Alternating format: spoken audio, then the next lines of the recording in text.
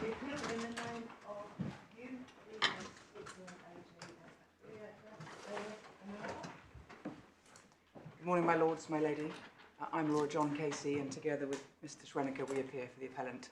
Mr James Turner, QC, appears for the respondent. There are two quick points of housekeeping. I hope last night you received electronically a short additional bundle. I'm pleased to say I don't think there'll be very much reference to that bundle today, but if you've got it electronically, it's been provided in hard copy as well in front of you in a light blue folder. The second is to ensure your lordships and your ladyship is happy with the timetabling that my learned friend and I have agreed. I don't know what that is. No, that's my second submission, to make sure that you are, my lord. I was proposing to take 1 hour and 45 minutes this morning on my 2 grounds of appeal, if I need all of that time, which would take us to 12:15.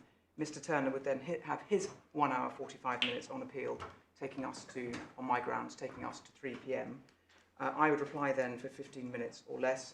Then from 3:15, he has 30 minutes or so on his cross-application, leaving me some time at the end. Well, the only fly in that ointment is we're going to have to rise at 12:45 today and not be back until 2, so I'm afraid have to lose 15 minutes somewhere in the day. I shall have to do my arithmetic at some other point. Yeah, I think we'll be fine. I think we'll be fine. I mean, this is interesting, but there's not a vast amount of detail. No, it's a little bit intricate, but the points are short points when you actually get to them, my lord. Exactly. So, my lord and my ladyship, with that, I will crack on with ground 1, which is that the respondent should have sought permission to serve at UBS out of the jurisdiction in 2021 after the IP completion date. Our written submissions are contained... Can we avoid respondents and appellants and claimants? Yes. And I mean, the buyers, I mean, UBS is fine, we know what UBS is, but there's some very confusing terminology, not referring to Gulf as either the sellers or Gulf. I mean, they have loads of initials, which made me word blind. Would you prefer that I refer to the respondents as the buyers, my lord? I can do that. Yes, I mean, the respondents are the buyers, yes. Fine, I will do I'll endeavour to do that. I understand who the buyers are. I find the respondents always very difficult. Yep. Well, I should then refer to my client as UBS instead of the appellant. UBS to the buyers. And to Gulf insofar as that arises. Gulf insofar as they need to be. Yes, that really helpful. If I slip, I apologise, but I'll do my best to take that on board. As I was saying, our written submissions are contained in our skeleton on this for your reference. That's in the core bundle at page 146. But I don't intend to repeat those. Instead, what I'm going to do this morning is take the court through the provisions which applied before IP completion date and those that applied thereafter, and look at the differences between them. After IP completion date, the express provision in the CPR allowing service of Lugano proceedings without permission in 6.331 was deleted, and there was no saving runoff provision was made for claims issued but not served before then. That is not in dispute. A saving provision was made for claims which had been issued but not served under Brussels recast, which we will look at in due course, but not for Lugano, so the respondents could not therefore seek to serve under 6.331 anymore. Our position is that permission should have been sought under one of the gateways in the practice direction, with a likely candidate being gateway 20. Permission was not sought and therefore service should be set aside. The buyer's contention is that they didn't need to seek permission as they were simply able to serve without permission under 6.333, and that is squarely the matter before this court, were they able to do so. The first thing we rely on is the deletion of the express provision itself. There was a specific provision which allowed service without permission under Lugano, and now there is not. But in order to see why we say the buyers are wrong to suggest they could serve without permission, we need to look carefully at the relevant CPR provisions as they stood before the IP completion date and as they stood after. For convenience, I don't know how your lordships and your ladyship have worked. Part of the electronic additional bundle contains all of those in a row. So chronologically in a row, 2020, 2021 and 2023. So it may be more convenient to look at the provisions under that bundle. And they appear at from pages 35 to 40 in that bundle. If you're using the main bundle, it's in the authorities bundle at tab 33, 701. It's the first thing I want to look at. That is an extract. So this is tab 3 called CPR 6.33. Yes, and you can see at 700. You can see the page before, certainly in the authorities bundle, that's the white book in 2020. So as it stood, if you like, 1 hour before midnight on the IP completion day. So that's what page 35 is. Yes, that's correct. It's before one was deleted. Correct. Yeah. So our overarching submission is that at this stage, and in fact still, the CPR set out a scheme whereby service for claims to which international treaties applied or conferred jurisdiction were expressly and separately dealt with under CPR 6.33 at that stage, subparagraphs 1 through to 2b over the page, which at that point was the Hague Convention. The provisions, you can see it 6.333 over the page at 702. The 6.333 provision, which provides that for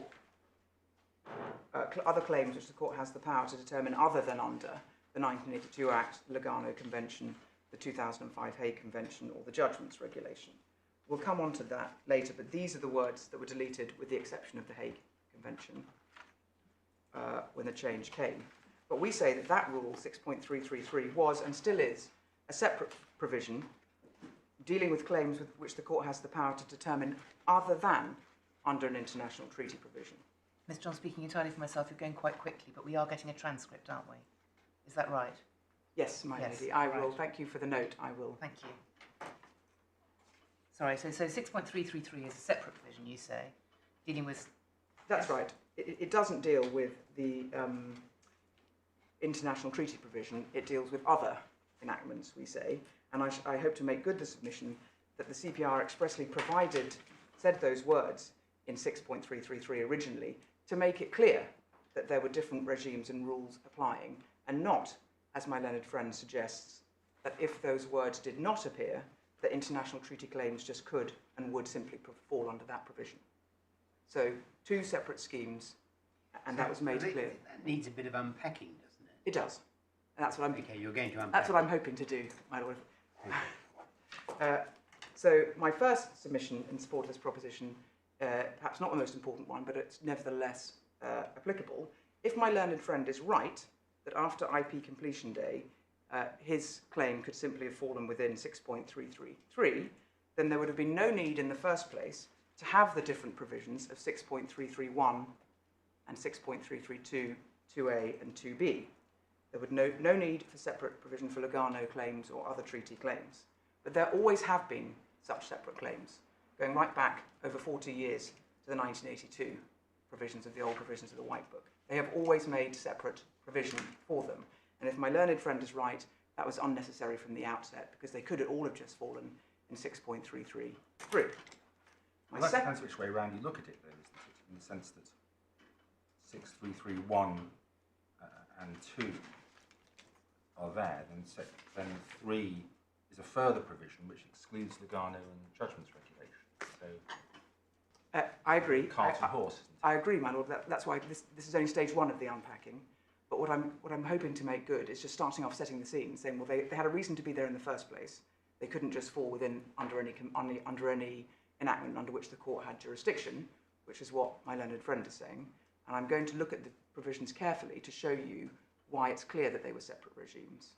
Now, in more detail. So my second submission is exactly on that point, my lord, which is that they were and are intentionally separate, distinct regimes, and that's clear from the content of their rules. If we can go back to page 701 or page 35, depending on which version you're looking at, this provision doesn't simply say, if you have a claim to which you think the Lugano Convention applies, then all you need to do, then that's it, that's all you need to do. No, it has different positive and negative qualifying conditions that have also to be met. And I note that that's the same for Brussels recast in 6.332 as well, a point I shall return to. But sticking with Lugano, look first please at the negative condition in subparagraph A, there must not be any other proceedings between the parties concerning the same claim in the courts of any other part of the UK or in any other convention territory. That's a Liz alibi pendens provision, obviously. And as the note at 6.33.2 at the bottom of page 702 makes clear, 36, it's possible that circumstances may be such that the courts of more than one state obviously may have jurisdiction, such that the conventions provide that in the event of proceedings being brought in the court of different states, causing obvious inconvenience and confusion, any court other than the court first sees shall of its motion stay its proceedings. So to get permission to serve, to not need permission to serve out under Lugano, you can't just be Lugano, there can't be any Liz alibi pendens. Point. With my learned friend proposition, this is all swept away and not replaced, because there's no such requirement in 6.333. And what's more, it's swept away and replaced without any judicial supervision of this court. So that requirement is gone, and that this court does not, the English court would not have any supervision of that, because this is all in the without permission regime. And I say that's a strong indication that he cannot be right. These are not substitutable regimes. They are distinct and separate regimes. Pause to note here that if the claimant had to seek, if the buyers had to seek permission under Gateway 20. So when you say separate regimes, what are they? So regime 1 would be what you have to do to get into Lugano without, and how you can serve Lugano without permission. And that was dealt with under 6.331. There's a separate regime for what you have to do to get into Brussels recast. That's 2. That's 2. That's 2. Obviously, there's a 2A exclusive jurisdiction proviso there. And 2B is the separate Hague. And I say, my lord, that 3 says not the others to make it clear that they're separate and distinct regimes. Not because they would otherwise merrily fall into 3.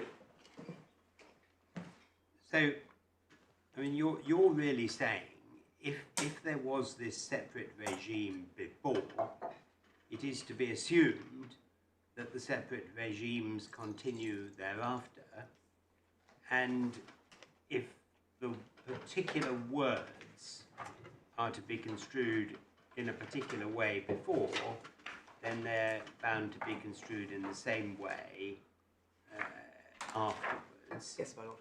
The alternative proposition is, well, if you happen to remove one word, it can change everything. It can, my lord, and I am going to come on to deal with the change, if I can call it that. Yeah. At the moment, I'm still building up my submissions for your first section on the assumption to make good that proposition. Yeah, the bolster. regime before was Exactly. quite distinct. Yes, and I'll come on to look at why I say that still applies after. I've got Yes. several submissions on that. So at the moment, we're on my submission that there is this distinct, not substitutable regimes. So my first point is the Liz pendens point, which will be swept away, not needed to be met, and with no judicial supervision, and that cannot be right, because that is not compliant with comity or common sense or the principles of the purpose of the conventions. The second point is the condition B. Well, sorry, if I can go back to 3.333 itself, having looked at the condition in 6.33, You're on 1 still. I'm on 3, I think, my lord. Sorry, I'm just. So you said your second submission was that they were entirely separate. Yes. And then I diverted you to ask you how many regimes there were, and you told me there were 3. So my next submission. But you were, I think, going to go on. You said it made no sense to sweep away A, 6.331A, and Yes. now you're going to presumably say the same about B, are you? Well, I'm going to say something slightly different by reference to 6.33b, but it's in a similar species of point. 6.331B. 6.333b. So if you could go to page 702, I'm sorry, I agree, I've reordered my submissions, but Okay. if you look at 6.333b, Yes. it's clear in my submission that these notwithstanding provisions also don't sit easily with the conventions, particularly we're looking at the Lugano Convention here. For example, B, that the court is looking at this point, claims other than under the Convention Acts, And so that has to be a claim which the court has the power to determine, notwithstanding that the facts giving rise to the claim did not occur in the jurisdiction.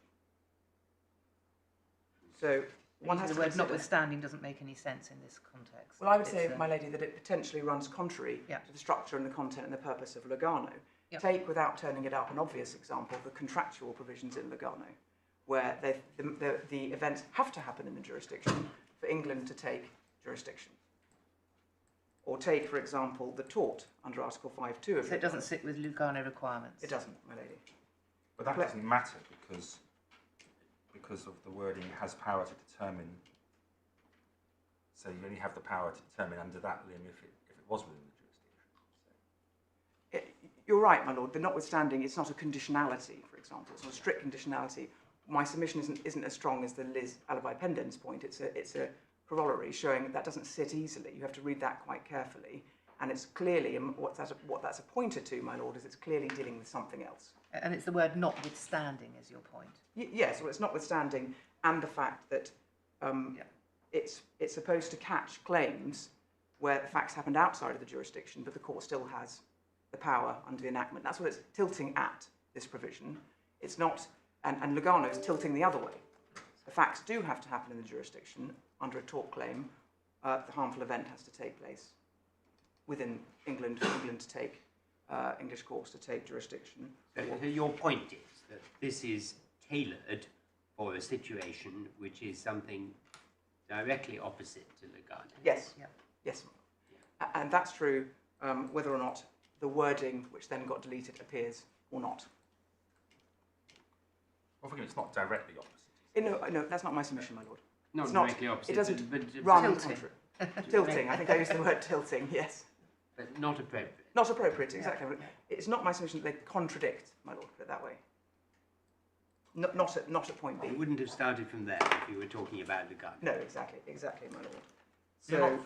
You're not saying that all things being equal, 3 could not have encompassed Lugano Convention claims, but for their express exclusion. Well, what I'm saying is you have to look at the architecture of the whole of 6.33. What was there before, why it was there before, and how they were supposed to fit together. And then when that changes, you look at the same thing. That's my submission. Yes. And splitting it out doesn't necessarily assist, my lord. So my submission is that they're not interchangeable or substitutable. My lords, I make the same point, my lady, if you go back to 6.332 in relation to the judgments regulation. Just noting there, they have the same Liz Pendens point at subparagraph 2A.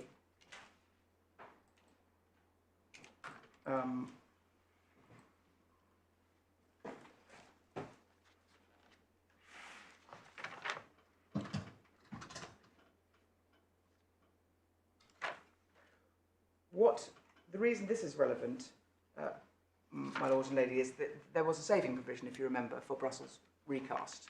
And we'll come on to look at that. But that saving provision didn't say, oh, you can just use 6.333 for these types of claims.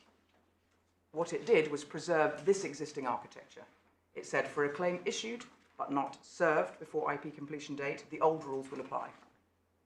And it does that because that way you save all of this architecture specifically designed for and focusing on these treaties.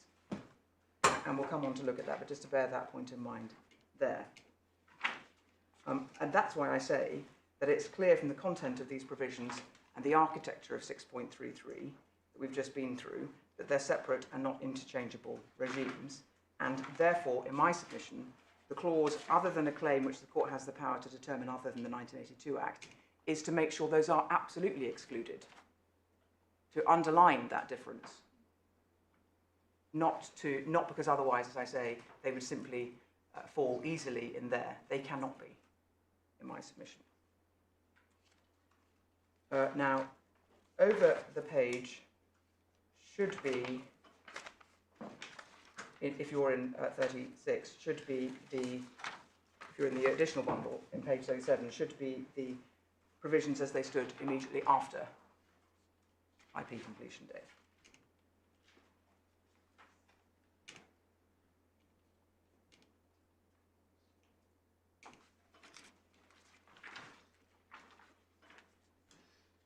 So you can see that 6.331 has been omitted wholly. That was Lugano, as we've just seen. 6.332 now deals with some remnants of the 1982 Act, which were the consumer and employment claims that were previously under the judgments regulation and have now been put back under the 1982 Act. 2A over the page is wholly omitted. Obviously that was exclusive jurisdiction proviso for the judgments claim. Do we have sections 15A to E? I don't think we do, my lord. Just tell me what they are. You said. Well, my lord, they were previously. They dealt with the employment rights. So if you were a defendant and not a consumer, but a party to a consumer contract within Article 17 of the judgments regulations, that's now under. My junior is helpfully handing me a very tiny version, so I'm going to. Nope. He has them here electronically. 15A is sections 15B to E make provision about the jurisdiction of courts in the United Kingdom in matters relating to consumer contracts where the consumer is domiciled in the United Kingdom and in matters relating to individual contracts of employment. Now, under the previous architecture, that was under the judgments reg. Having Brexited, those are some saving provisions in the 1982 Act. So it doesn't necessarily matter, but I'll come on. So it's sort of what's left I of call Brussels. the residual Brussels. It's now under 19. Residual Brussels. Yes. So it's now a sort of big provision for a little amount of substance. That one is, my lord. Yes. Yes. Because as I say, the architecture is complicated and has been preserved to that extent. 6.332b is still the Hague Convention. So big B, yes. Big B, I apologise, yes, my lady. Capitalised B. Yes. And 6.333 is exactly the same, save that there's been a deletion. Now, I want to look quite carefully at this deletion. Something in my submission may have gone wrong a little bit, but in subparagraph 3, they have deleted the references to Lugano and Brussels, and indeed 1982 have been deleted, so that it now reads a claim which the court has the power to determine other than the under the 2005 Hague Convention. And I think in my submission there's a stray or. So I have Before notwithstanding the or goes. The or should probably be, it's probably an error, my lady. The deletion of the 1982 Act here, in my submission, appears to have been potentially some sort of error or oversight, given that we've just been looking at the residual bit that remains and that is still expressly in 6.332. But if my learned friend was correct in his analysis, such claims could now be served without permission under both 6.332 and 3, because 1982 has been deleted from here. But why are the words not clear? Leaving the or aside. Oh, well, my first submission is about why has 1982 been deleted? No. I mean, why are the words, once you make the deletions? Yes. I mean, I understand an argument that says it meant X before and therefore it means X afterwards. And just by deleting, you don't completely change the meaning of the whole thing. Yes. But assuming you might completely change the meaning of the whole thing, why are the words not clear in 3? Namely, that you can serve the claim form on a defendant out of the UK, where each claim is a claim which the court has power to determine. That would seem to be clear words. I would give you the same answer I gave to His Lordship, Lord Justice Phillips, which is that one has to look at the, in isolation, I would agree with your Lordship. Right. But one You has to accept look, the words are clear. I do. I would say, well, I would accept in isolation that the words could have that meaning, my lord. Yes. Well, the question is, the first question is, what do they mean on their face? And on their face, if you just read those words, they would seem apt to cover a Lugano Convention claim.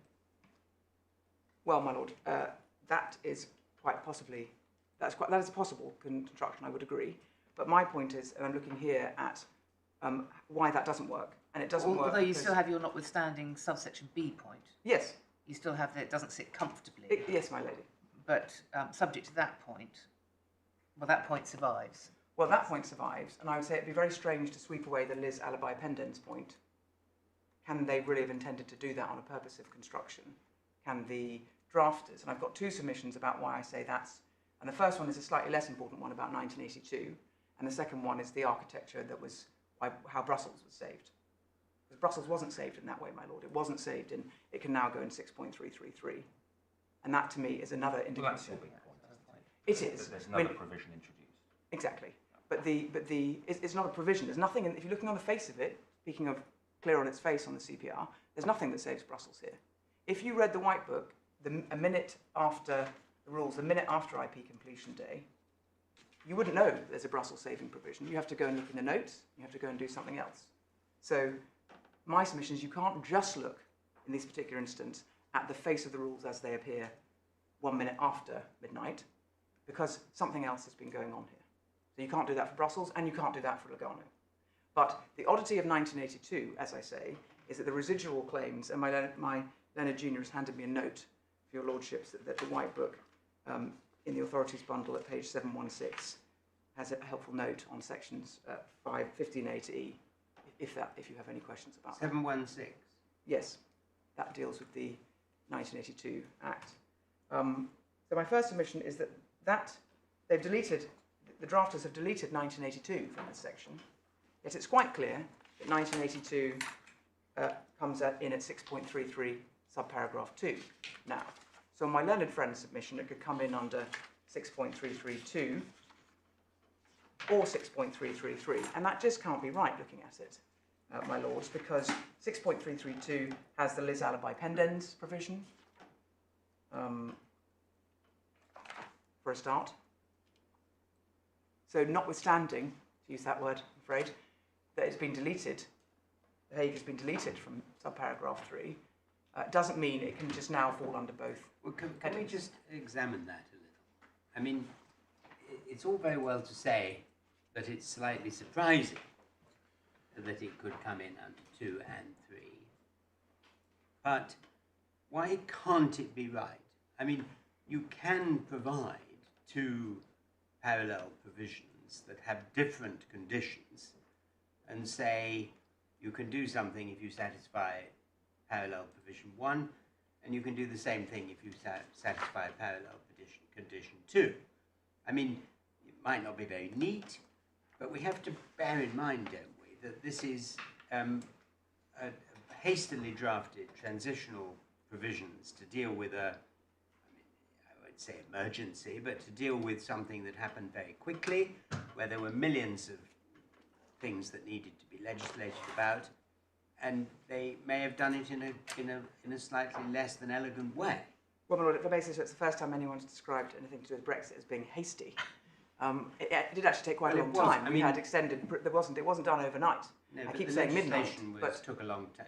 Took a lot of work. It did take a lot of work. So I don't necessarily agree with your lordship that it was an emergency drafting situation. But notwithstanding that, it wasn't done overnight. No. It was had to be done quickly, alongside zillions of other things. But notwithstanding that point, the reason it doesn't work, my lord, is the Liz alibi pendens point, because there's no provision in 6.333 for Liz alibi pendens because it wasn't dealing with international treaties with the possibility of multiple proceedings. It was dealing with an enactment, a UK statute. I get that. So they're separate and distinct regimes, and just by the deletion of one, you can't put the other one in. Because if you could get, there may be several cases where you can write a number of gateways, for example, in any one case.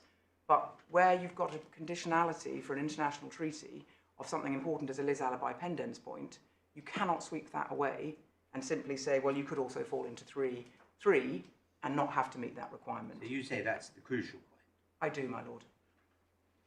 On this part of my submission. Yeah. And you can see that working in operation with the mistake in, what I'm calling a mistake, in the 1982 Act. The omission of any exclusion of the 1982 Act here. And you can see it as well.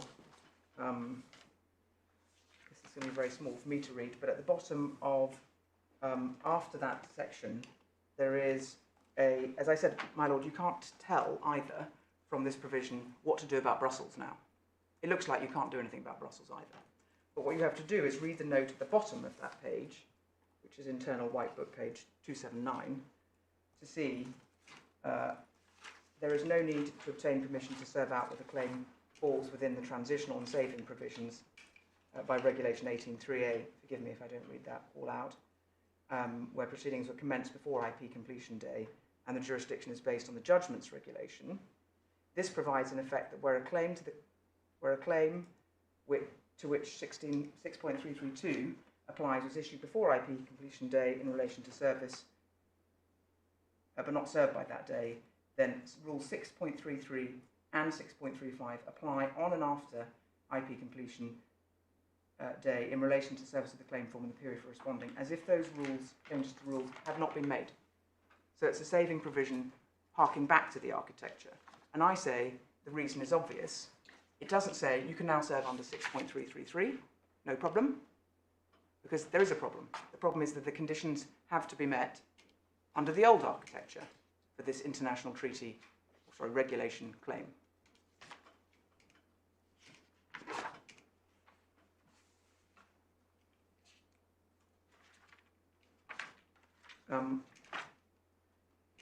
We can look at the regulation if you like, but I don't think it's necessary, but I can take your lordships and your ladyship to it. So what are you saying? You're saying because they did that for Brussels and sensibly reinstated the old architecture, what? Well, they didn't do it for Lugano. They didn't do it for Lugano, and we must therefore construe 3 as excluding Lugano. Yes, my lord. And so here, they didn't make a mistake, it was a deliberate decision, although they made mistakes elsewhere. Well, what I say is, it cannot really be easily consigned or described as a mistake, because of the intricate nature of the architecture.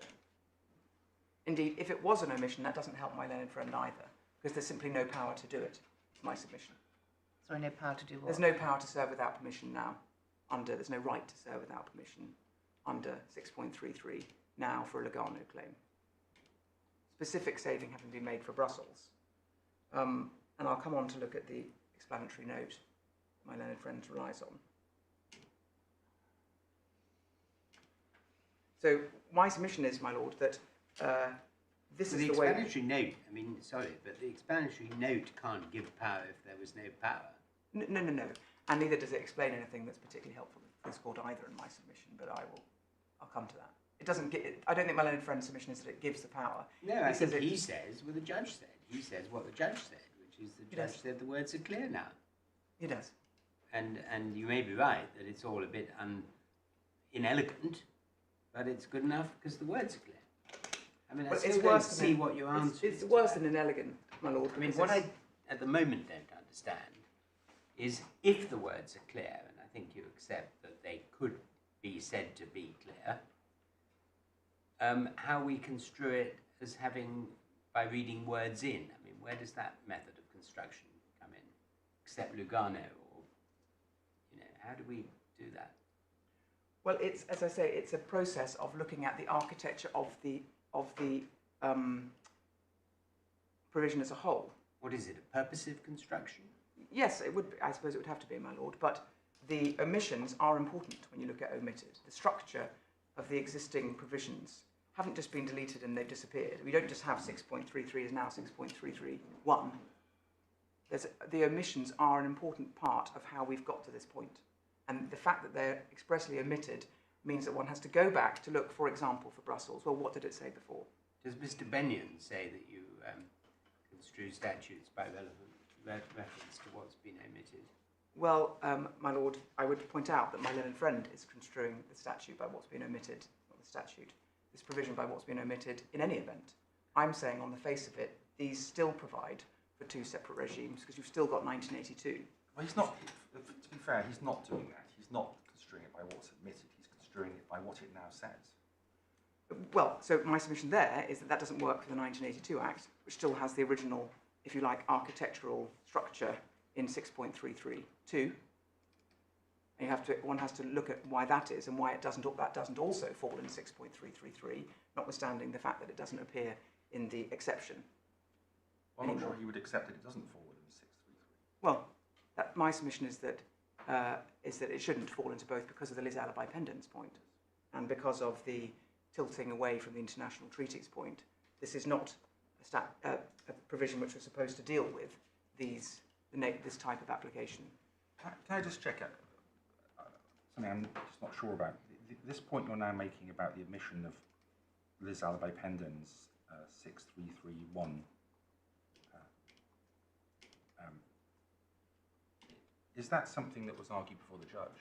No, it wasn't, my lord. I accept that. These And points is it were in not your made. skeleton?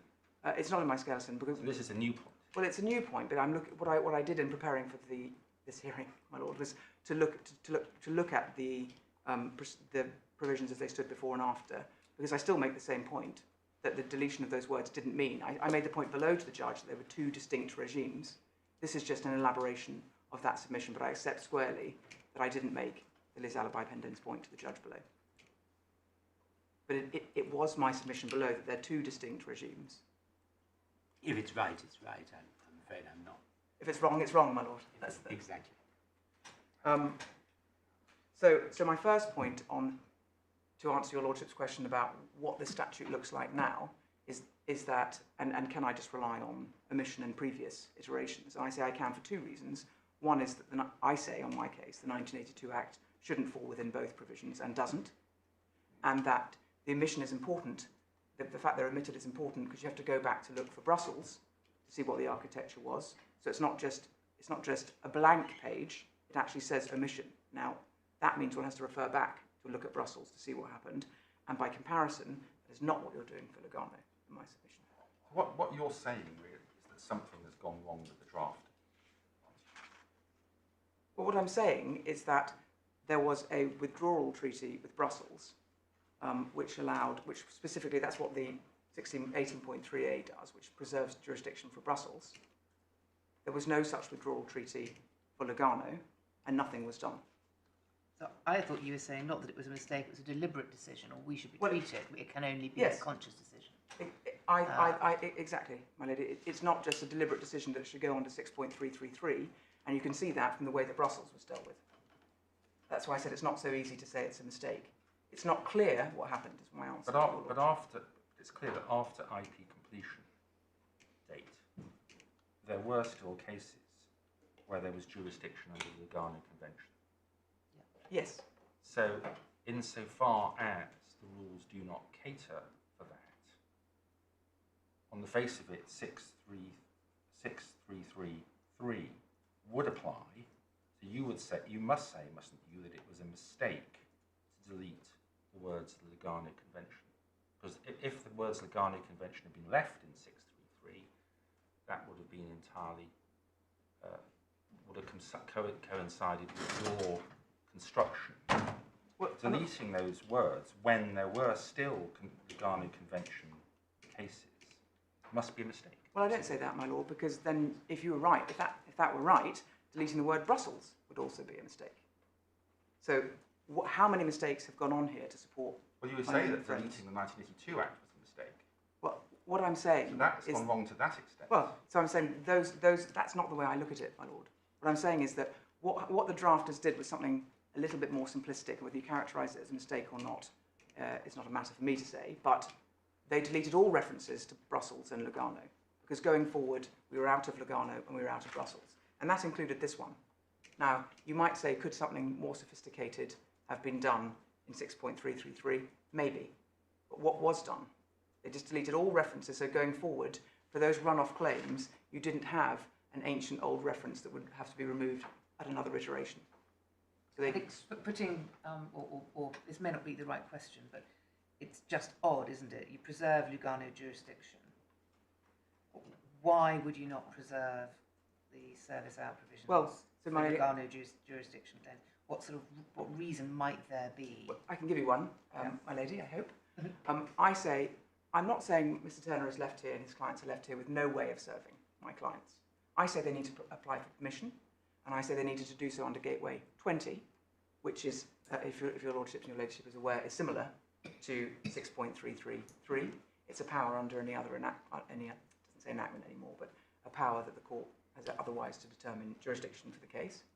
And I say the reason for that is clear, I say. It's because if where you have an international treaty obligation and there are clear conditionalities like lis alibi pendens, it can't fall into 6.333 and there must be judicial oversight. You have a full and frank disclosure obligation to go before the court and say, my case properly falls into Lugano, and that means complying with the provisions of Lugano, including lis alibi pendens, and the court has oversight of that, then that would be the way to go. That's the way to go for Lugano. You don't need to do that for Brussels. There's been a saving. I appreciate that's an oddity which I cannot explain how one characterises it as a mistake or otherwise. I suspect I cannot assist any further with. But what I say is that it's not this or nothing. Why shouldn't a claimant in the position of the buyers ask permission? Well, you'd have thought he says, there's no Trevor or anything that helps us with this. There's nothing that says we intended to it, and the explanatory note is you say at best equivocal. Well, no, it just doesn't deal with the question of service at all. It just doesn't really deal with the right It deals question. with jurisdiction, but not service. Yeah. It is worth pointing out. Could I just have a look at perhaps, just give us the reference? Yes, I'm so Read sorry, about my it, lady. for I the wasn't- 20, the Gateway 20. If I can definition avoid of taking you use. to the underlying architecture. Sorry, no, just the Gateway 20 Oh, Gateway reference. 20. 738. Thank you very much. Sorry I to will interrupt. come on to look at that, my Thank lady. you. Oh, okay, all right. But before we do so, I would point out that it is my learned friend's position in his respondent's notice that this is at 197 of the core bundle, paragraph 2 of his appendix, respondent's notice, that he says if permission had been sought, it would have been granted, in inverted commas, on the nod. There would have been no difficulty identifying an available gateway in practice direction 6b, since if no other gateway was satisfied, effectively gateway 20 would apply. So there's no, he doesn't accept there's any practical difficulty with that. He says questions of good arguable case and appropriate forum would have to have been forsaken as they can play no role in Lugano cases. To that extent, I agree. So sorry, so just rewinding a bit. So if it's right that 6.33 subsection 3 is the relevant provision and enables it, you say there is no restriction on that. There would be no lis alibi pendens restriction on Yes. it. That must be wrong. Yes. Whereas if you're right, you get to the same result as under the old rule, effectively, but by different means. Because you have to go to the court and satisfy them that the Lugano Convention applies, and one of the requirements of the Lugano Convention is there isn't any other claim pending because the court first seized. So in my submission, yes, that is the solution, and my learned friend appears to accept that there would be no problem with that, and that's the way it would be done. Can I understand? On your case, claimant would have to apply for permission to serve out, and so would have to, wouldn't they, show a good arguable case? Well, How would they avoid it? I'm looking at my learned friends. Well, because they're good arguable cases that they satisfy Lugano, and in fact, they don't need to establish a good arguable case under Lugano, and therefore, I'm afraid that doesn't sound to make sense to me. How do they avoid the requirement under the rules to show a good arguable case if they have to get permission? well, it may be, my lord, that as an alternative submission, I would say that is a basic, it is a low You'd say threshold what? for them. It would be a basic low threshold for them to satisfy in doing so, and if that's the method, that's the method. Different threshold than for normal cases under. Well, there are two possible alternatives. One is the court wouldn't require them to satisfy this as a matter of the permission application, because Lugano applies in this specific circumstance. That's the power under which the court has the ability to hear that. So the nature of that statute has to be read by reference to that enabling power. Can we look at the rule? Because I'm not sure we can just simply brush aside a rule that they have to apply under.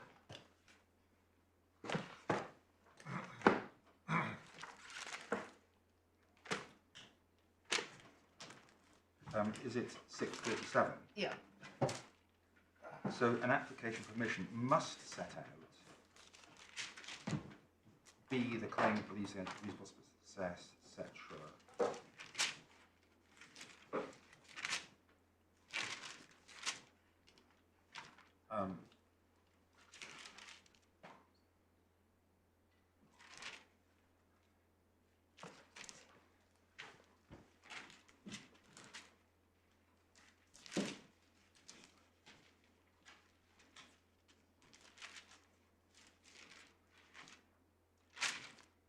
But, my lord, the rule is that they must set that out. The power of the court is not restrained to that extent specifically by the rules, because subparagraph 3 is the court will not give permission unless satisfied that England and Wales is the proper place in which to bring the claim. And my submission is that that is answered by the application of the Lugano Treaty. So it's right they have to set it out. But in this particular example, Well, if and So one of the are questions, we looking at 637? Do we need to get the white book out? no, if it's the current version, well, it's page 287. Right, number 9.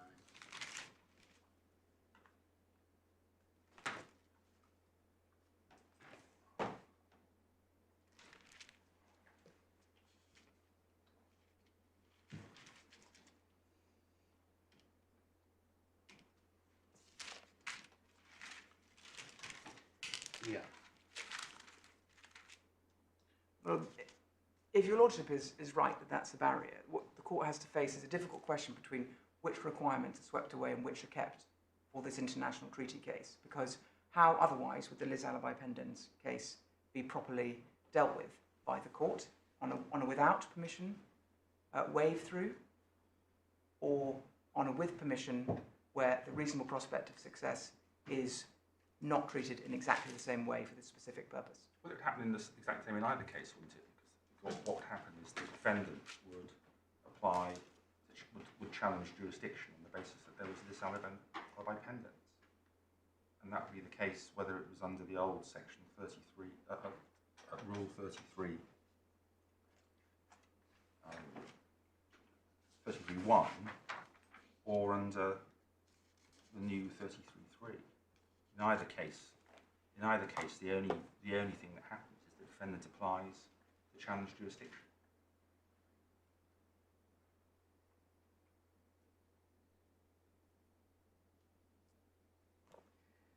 Lord, my primary submission is that the court, on this particular case, would not have to. That's what the application for permission must set out. But when one looks at the particular power of the court will not give permission unless it's satisfied that England is the right place to bring the claim. And that's satisfied, not in this case by reference to forum questions, but by reference to the application of Lugano, the continuing jurisdiction point that Master of the Rolls makes. It's well established, isn't it, that 637.3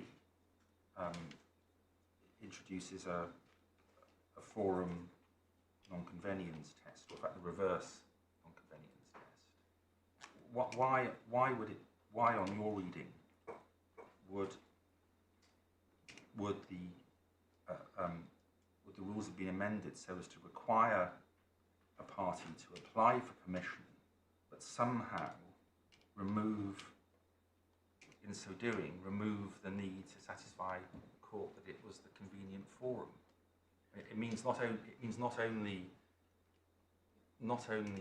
reading that into 33.3, but also changing the law in relation to an application for permission to serve out the jurisdiction. Well, the rule doesn't specify that. I appreciate the body of case law your lordship is referring to, obviously. But in this question, the court might look at it to say, well, I'm going to answer the question whether England and Wales is the proper place to bring it. I'm going to answer the forum question by reference to the convention. So, for example, if there's an exclusive jurisdiction clause, that is often determinative of the point of forum. The treaty would work akin to an exclusive jurisdiction clause, because it's saying, where you satisfy these, we've agreed the court has the power to hear it, and this is the conditionality. So I don't see any problem with the mechanical application there, my lord, albeit I agree one ends up on both of these positions going down rabbit holes a little bit. Rabbit holes may not be the right word, but you end up with some procedural niggles, whichever way you go. And my submission is this court has to decide which is the most likely. And in my submission, is it likely, given what I've been submitting about the architecture, the provision, the separate provision for the treaty, principles of comity and lis alibi pendens, that's all that is swept away? Well, as I understand, the only wrinkle you can identify in relation to Mr Turner's case is that there would no longer be the need to satisfy yourself that there was not a lis alibi pendens. Because it's self-certification, isn't it? It is, but that's not nothing, my lord. It requires you to do that, and it requires you to do that properly and with all the attendant obligations. And if you get that wrong, the result is that the defendant can apply to challenge jurisdiction on the grounds that there was in fact a lis alibi pendens. Well, that's right as a matter of practice, my lord, but it's hardly furthering comity, and it's hardly in line with the provisions, express provisions of Lugano that require that, and it's hardly the way one goes about stage one of dealing with whether or not those things happen, but they shouldn't be provided for. The door shouldn't be opened by the rules, put it that way. But a party who applies to serve out the jurisdiction, if they don't tell the court about the lis alibi pendens, just as they haven't self-certified, the result would then be again an application set aside. Well, yes, it doesn't seem to me that in the real world it makes any difference at all. Well, in my submission, it does, my lord, because in the real world, if that's where we are on this point of Brexit transitional saving provisions, then the court should be slow to remove long existing architecture that has been there for a very important purpose, which is to promote comity and to promote the efficacious conduct of proceedings across convention territories in the case of Lugano. And just saying, well, never mind about that, you don't need to worry about self-certifying the lis alibi pendens anymore, is not the way for this court to go. And, my lord, your point would hold true whether it's with or without permission. If you have with permission, these issues are going to be raised in any event. So in my submission, that's how the court would approach. You might have... Sorry, could you just expand on that? Without permission, the points would arise in any event. Which points are you talking about then?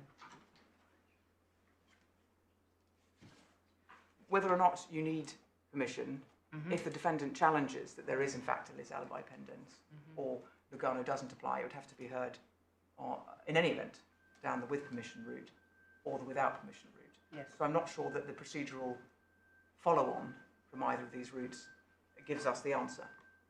Can I just ask one other aspect about it? My understanding, and we haven't looked at the Lugano Convention itself, but the reference to lis alibi pendens is only making express what is in the convention anyway. Yes. So in fact, it's still there, because you've still got to be within the convention in order to use 633(3). Well, I accept that, my lord.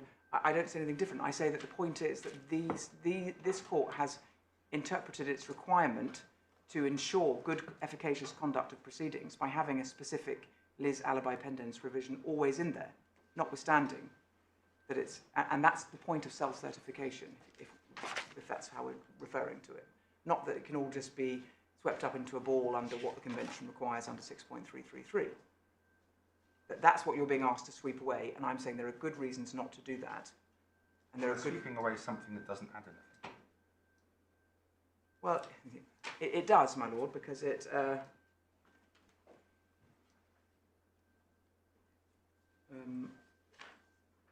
does add something. It's done for Lugano originally. It's done for Brussels, and done for 1982.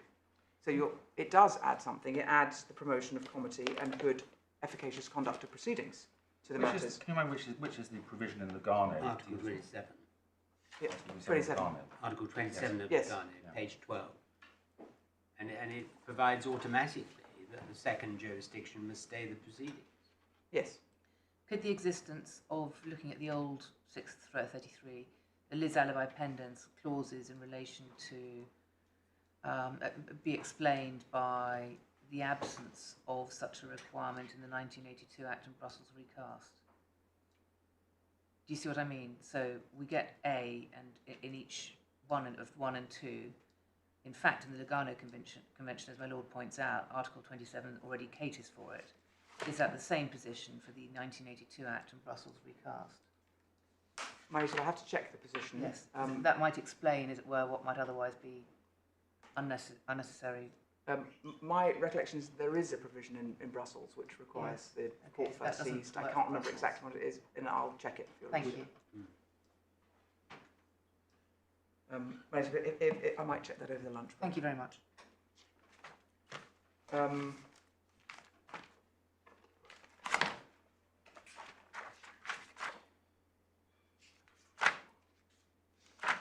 Sorry, my lords and ladies, we've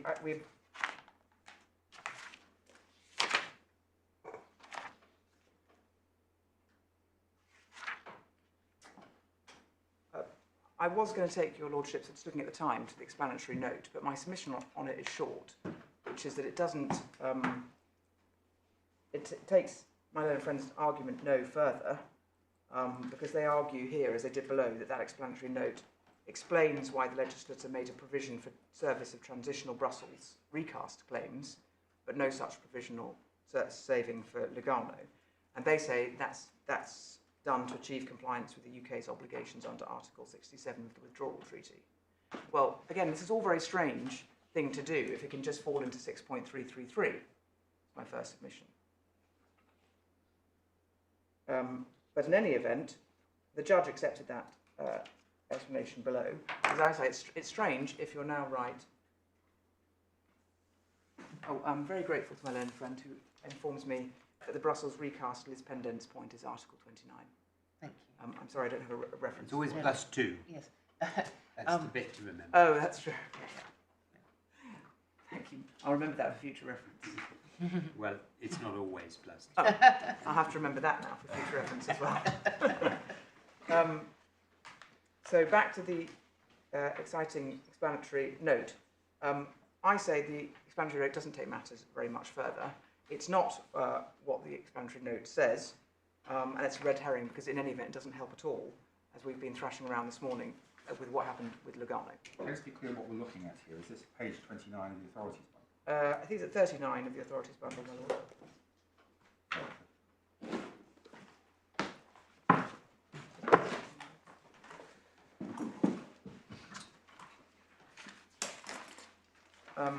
And you've got to be clear what the explanatory note is to. Yes. It's the explanatory note to the insertion of 3A. Exactly. And 3A, which we'll also look at, is at 38, the page before.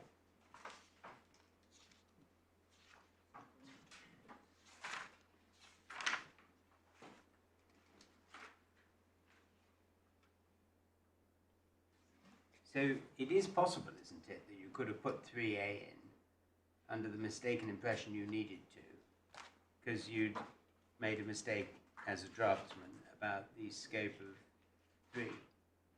But all of these, whether it's explanatory note or 3A, it's all dealing with the jurisdiction point and not the service point. And obviously Brussels recast itself never dealt with the service points, those being left to the national courts. So whilst it helps with the jurisdiction, it does not answer the specific question of how mechanically to serve. And the 3A is about service, isn't it? Because it's about a claim form that's been issued but not served. Yes. So it's not all about jurisdiction, really. It's all about service. But you could, I mean, I accept that 67 is about jurisdiction. Yes, 67 is about jurisdiction, and as is the explanatory note, because it's dealing with is it 18A? It doesn't. The explanatory note, for a start, doesn't refer to any specific provision. It doesn't refer to this. It doesn't refer to Regulation 18A. It's a general statement that what they're doing is attempting to. You can see that on the face on the last little bar on 39. in order to ensure alignment with the United Kingdom's obligations under the withdrawal treaty. Alignment, yes. Yes. So it doesn't take a specific, this doesn't take a specific provision and explain what it's doing. So it doesn't really provide that much help on its face. So it doesn't provide or explain the thinking behind Regulation 18.3a.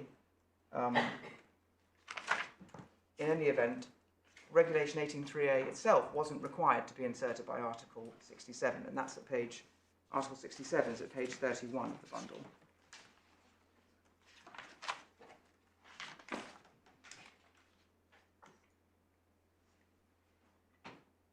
And it's article, this is where my apologies, my submissions may have got confused, because this is the article that provides Article 67.1a for the continued application of the judgments regulation to transitional proceedings, and it doesn't have any requirements as to service.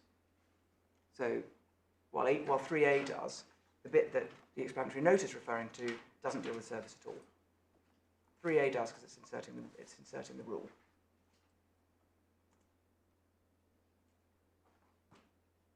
So the explanatory note doesn't explain what the buyers say it does. It doesn't explain the extension of the service provision for the Brussels recast claims, and still less does it explain or shed any light for this court on service provisions for the run-off Lugano claims. Whilst it's right to say get all that, but all I mean, what it does do is give you a little insight into the thinking of the draftsman in thinking they needed 3A at all.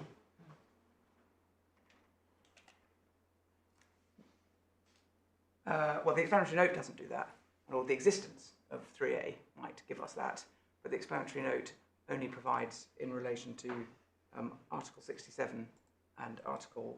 No, but why doesn't it? I mean, 67 is about the continuation of proceeding, allowing proceedings that have been started to continue under that regime, and the explanatory note says this is to ensure alignment, and so it is a provision intended to facilitate the implementation of Article 67. I mean, it may not be specifically what Article 67 says, but it's saying we're going a bit further and we're telling you how this is to be done, and it would, to me, say this is what we, the draftsmen, were thinking about when we drafted 3A, possibly unnecessarily, possibly mistakenly, but that's what we were thinking about. And if so, then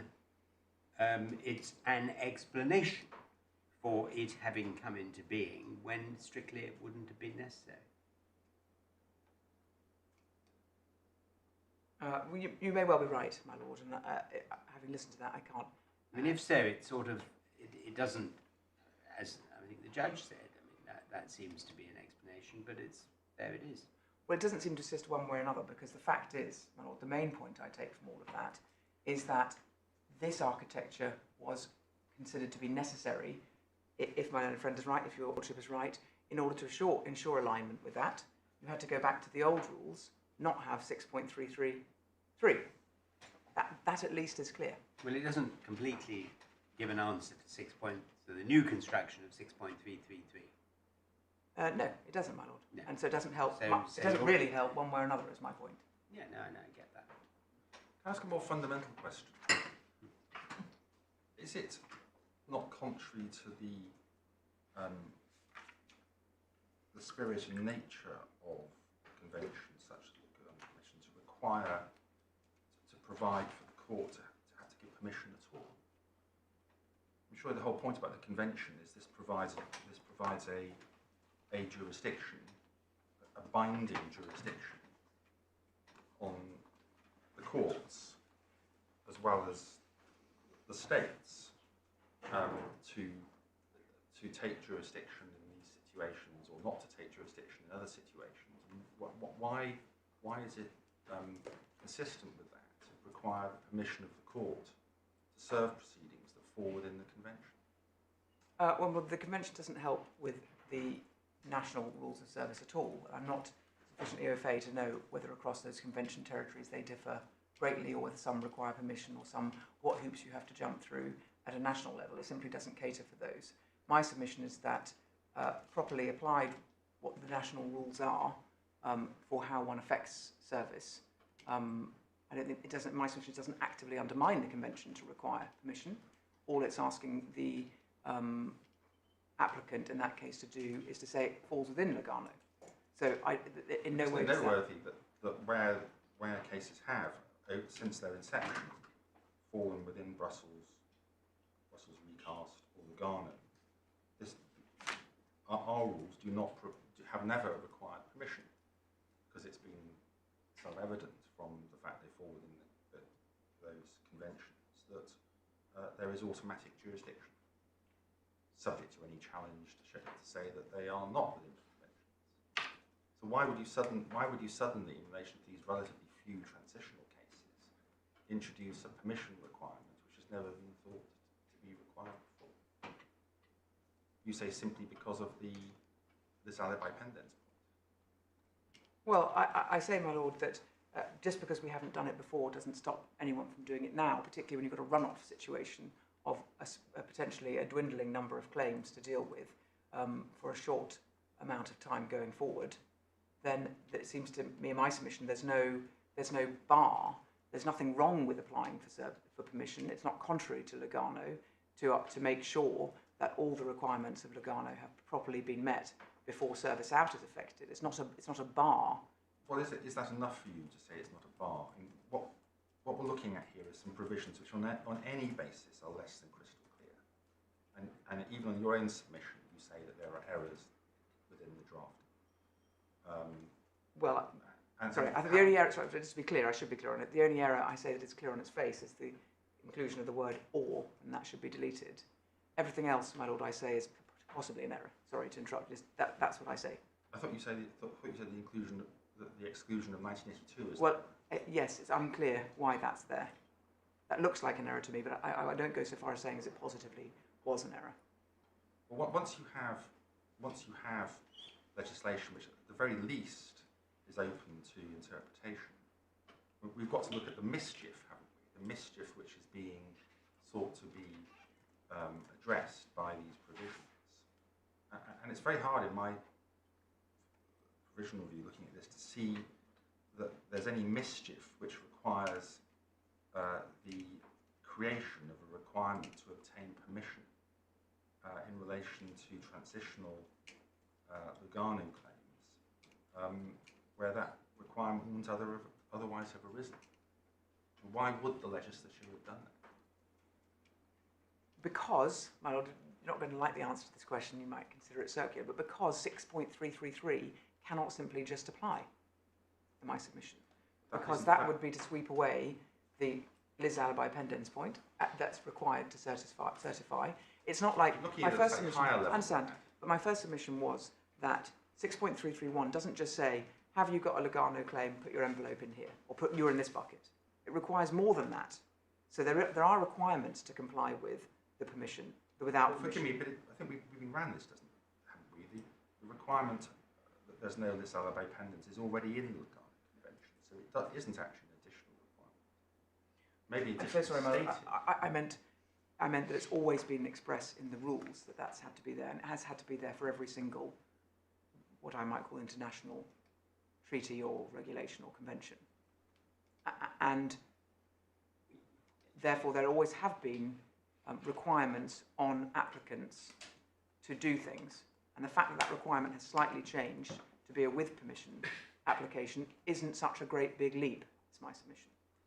Your answer to it, really, I think, is that if you look at 6.37 and the requirements in 6.37 for getting permission, they're all satisfied in a Lugano case by virtue of it being a Lugano case. Yes. And so, although it may be as a matter of high principle that introducing a requirement for permission is sits slightly uneasily with Lugano, there wouldn't actually be a practical problem. And what's the difference between putting a lis alibi pendens thing a requirement in the rule and putting it in the convention as leading to the jurisdiction denying itself jurisdiction. It's just two sides of the same thing.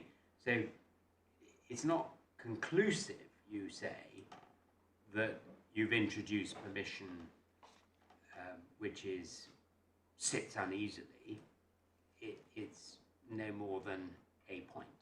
Yes, my lord, and it's a point, as I already submitted, that my learned friend says that there's no problem either.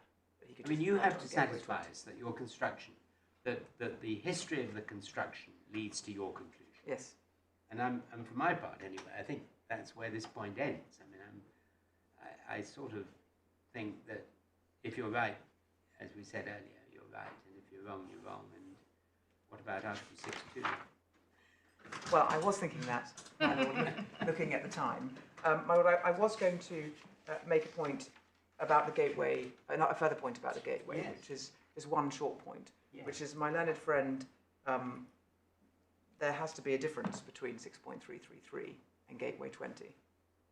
And he says, well, what is it if I could fall into both, effectively? It must be, well, he says he can fall into both, actually, in his respondent's notice. I say there must be a difference. And he says the difference, this, if you'll note, is paragraph 16, subparagraph 4 of his skeleton at the core bundle, tab 17, page 182. He says the key difference is whether the enactment in question expressly contemplates the taking of jurisdiction in a cross-border situation. And he says where that does, you fall into 6.333, and where you don't, you fall into 620. So there is a bit of a dance, if I can put it that way, in any event between these two provisions. I don't necessarily accept that. As a broad statement, I don't disagree, but we have to look closer at the case my learned friend relies on, which is Erexim Trading Limited and Mahir Port. I'm not entirely sure I'm following this. What's the point about 620? This is the gateway. Yes. Where do we see that? Sorry, I just need to look at the rule. So I'm in my learned friend's skeleton at page 16, that's paragraph 16.4, core bundle 182. Paragraph 16.4 Yes. of his So skeleton. if you go onto page 181 of the bundle, he's under his submissions of looking at the CPR 6.33 in context. I see. I'm looking in the wrong And place. Sorry. one of the points he makes at subparagraph 4 is the key difference between them. Where's 3.120 in the bundle? I think it isn't.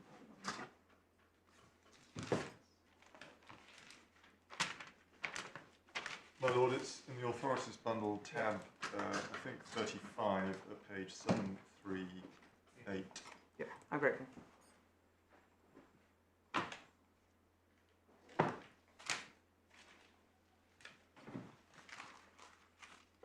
Yeah. So the point he's making in his skeleton is that what's the difference between these, and where the enactment, he says the difference is where the enactment in question expressly contemplates the taking of jurisdiction in a cross-border situation. The without permission applies 6.333, and where it doesn't, Gateway 20 lies. And he relies on the case of Erexim Trading Limited and Mahir Port 2018 One Weekly Law Reports 4847, a decision of the Court of Appeal.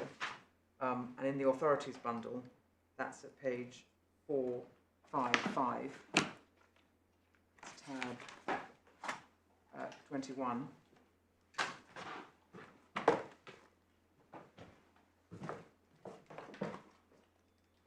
The facts of Erexim were very different, and I don't think we need to go into them for the purposes of this case,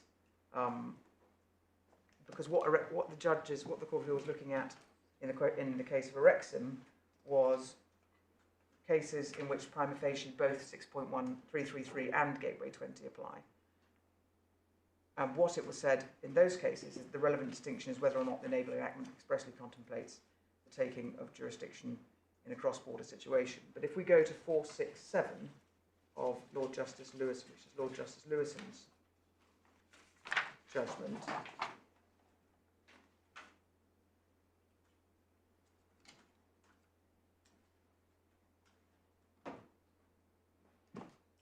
Obviously, my primary submission is that 6.333 doesn't apply, so this case doesn't assist and isn't relevant. But while we're looking at it, what we take from Erexim in paragraph 47 of Lord Justice Lewison's judgment is he makes a number of different points, and down between G and H, you can see point number 6. The question was whether a provision of the Insolvency Act should be given extraterritorial effect in that case, and he decided it was time it was. But point 6 he relies on just under G. CPR 6.333 contains wording similar to that considered in the Harrods case. Since CPR 6.333 sits alongside Gateway 20, the obvious inference is that Gateway 20 was intended to mean something different and broader, otherwise there would have been little point in it. And my submission is, yes, that's right. What you take from the case of Erexim is that Gateway 20 is broad and residual. So where you don't fall within 6.333, which I say we don't, I won't repeat the submissions about the architecture, etc. But we say where you don't fall within that, you can look to 20. It's a broad and residual power of the court to grant permission through that gateway, and that's the one that applies. And therefore, there is no point to be made about the difference between 6.333 and Gateway 20 here. And a little longer than I had hoped to be on the first ground, but unless your lordships or your ladyship has any anything else for me on these service provisions, I'll move on to ground 2.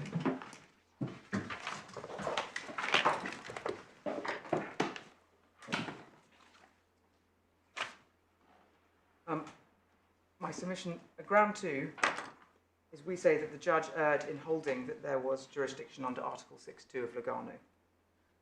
My submissions are going to break down into 2 sections, both of which were argued before the judge below, although possibly not in precisely the same way as it's now going to be argued before you.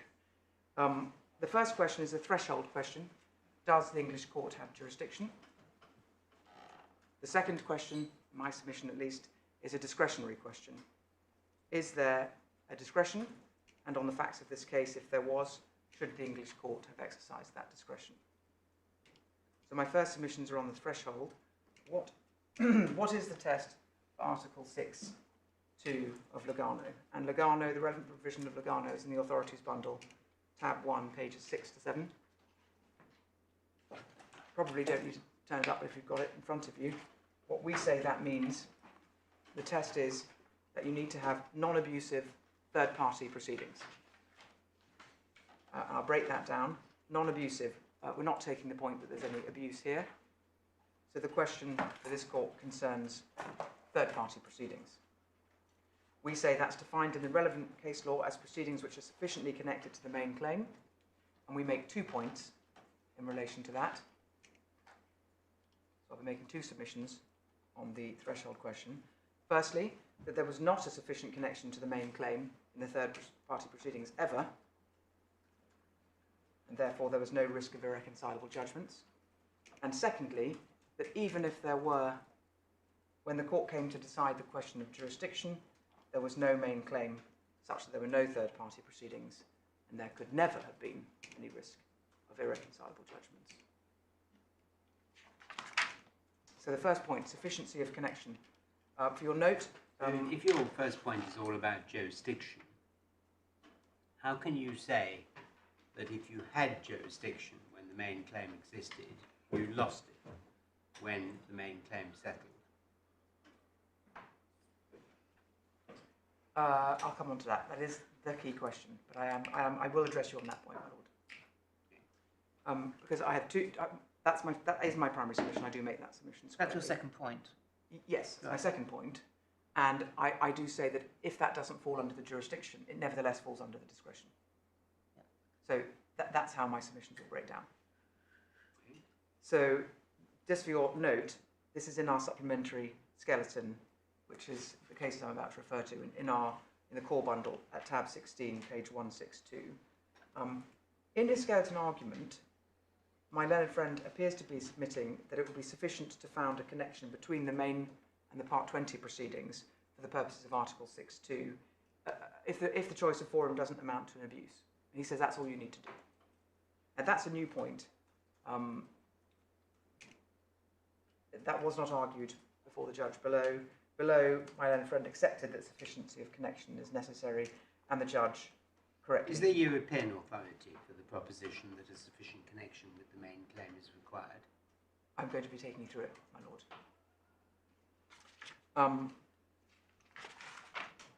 It is fair to say, yes, my lord, we say this Congress, I'm going to apologise to everybody who's... Congress? The Congress Call case. it that. I'm grateful. The Congress with a case, K. Exactly, Congress with a K. We rely on as proposition for that. But as I say, we say it's a long-established principle, and we start with Congress, which is reported in the International Litigation Procedure Law reports, and is in the bundle the authorities bundle at tab 17, page 295.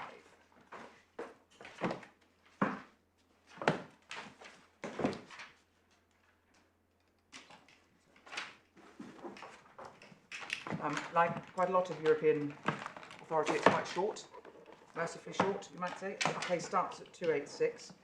I won't take your lordships to the facts, because I only really rely on it for the principle, and that's at paragraph 11, which is on page 295.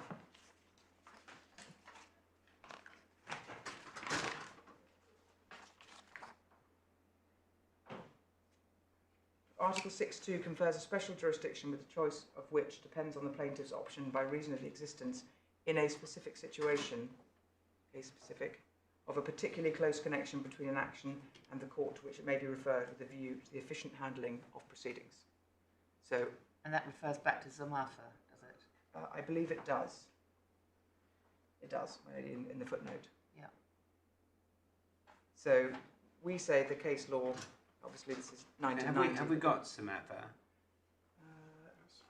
And if not, yes, could it be provided? It's in tab 25. And we should look at paragraph... Excellent question. I think it's 7597. Sorry, which page in this bundle?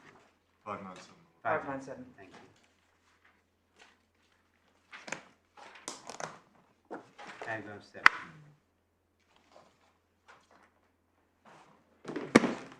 7. I'm going to have to go ahead a little bit in my submission. So what I was going to do, my lord, was to show you the cases I rely on, and then my learned friend relies on this Samafa case. But I'll deal with it now since we're here. This was a case involving a traffic accident. A Finnish insured sued a German insurer in Finland and got compensation from the Finnish insurer. The Finnish insurer, the third party, then sued the German insurer, the defendant to the main claim, for an indemnity or a contribution. So it's slightly different. We're not looking at a defendant seeking to join in a third party to existing proceedings, but a third party seeking to get at the defendant. But it is a claim about multiple insurance. And this is another point this is out of step with my submissions, but in case of multiple insurance, the court has held that for contribution claims between multiple insurers, there is always an inherent connection between the proceedings. It's an inherent relation, is how it's described, in those different proceedings. The appeals and the question that went to the ECJ can be seen from the head note at on page 606. And my lords, I rely particularly on G to H. Obviously, it's just the head note, and I'll take you to it. But it said... Sorry, which page are you I'm at? at page 606. 606. I'm sorry. 606 in... Oh, I'm so sorry. I'm in the wrong case. Yeah, that's a new case. Yeah, So sorry, that's a new that was case. SOVAG. It was 597, I think. Yeah. Apologies. If you give me one moment, I'll reorientate myself. It's a monumentally unintelligible paragraph. Yes. I mean, even on the scale we expect. But at least the bit I rely on is tolerably clear. I probably submit. Which is the bit you rely on? That's tolerably clear. It's a clause in the middle where it's referring to why they've got these subject to provisions. Is that all there, Article 5? Yes, this is because of the existence in certain clearly defined situations of a particularly close connecting factor between a dispute and the court which may be called upon to hear it with a view to the efficacious conduct of proceedings. So you can trace... No, it seems to be talking about Article 5 and Article 2. Yes, that's correct, lady. Well, yes, sorry. So. And it seems to be, although Article 5 makes provision in a number of cases of special jurisdiction, true, which the plaintiff may choose, true, this is because of the existence, in certain clearly defined situations, of a particularly close connecting factor. Now, what it seems to be talking about is giving a reason why Article 5 makes provision for special jurisdiction. Yes. Which is neither, not anything to do with this. Is it? I mean, it is talking about the Article 5 of Lugano that we're familiar with, is it? Well, I think it's in Brussels. It's 1978, this case. This is Article 5.5 of the Brussels Convention. Right, but when was Lugano? It was later. 88? Well, I don't know. I don't remember. Yeah. Should do. But in any event, they should be interpreted not inconsistently. I see. But this is not about third-party stuff at all. No, it's not. We don't rely on this case. It's there. It's tracing back what the court said in. I mean, I tell you, the reason I'm keen to hear some argument on this, just so you know, is that when I looked at the first instance cases, I can't remember which of you rely on them, but the judge said you agreed that the law was as stated in the holiday case.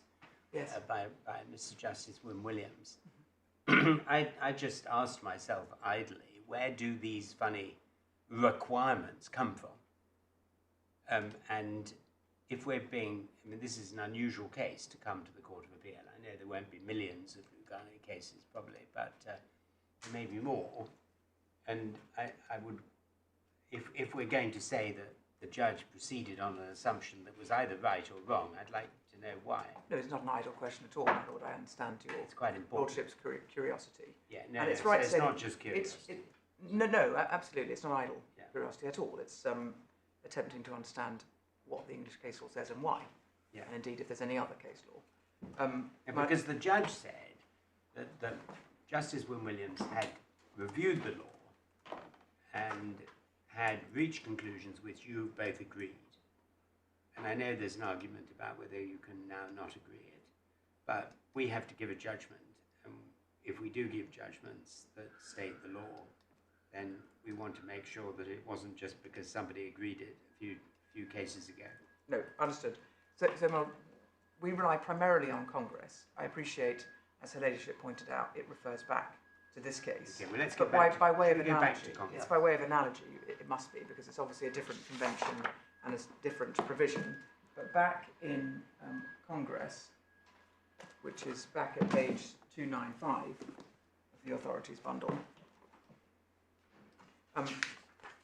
what the court there is doing is saying that, again, it's talking about the derogations, the special jurisdiction, because obviously the principal function of, or the fundamental basis of Lugano is domicile. So when does one derogate from that? And one derogates from that by reason of, as they say here, in a specific situation of a particularly close connection between an action and the court to which it may be referred with a view to the efficient handling of proceedings.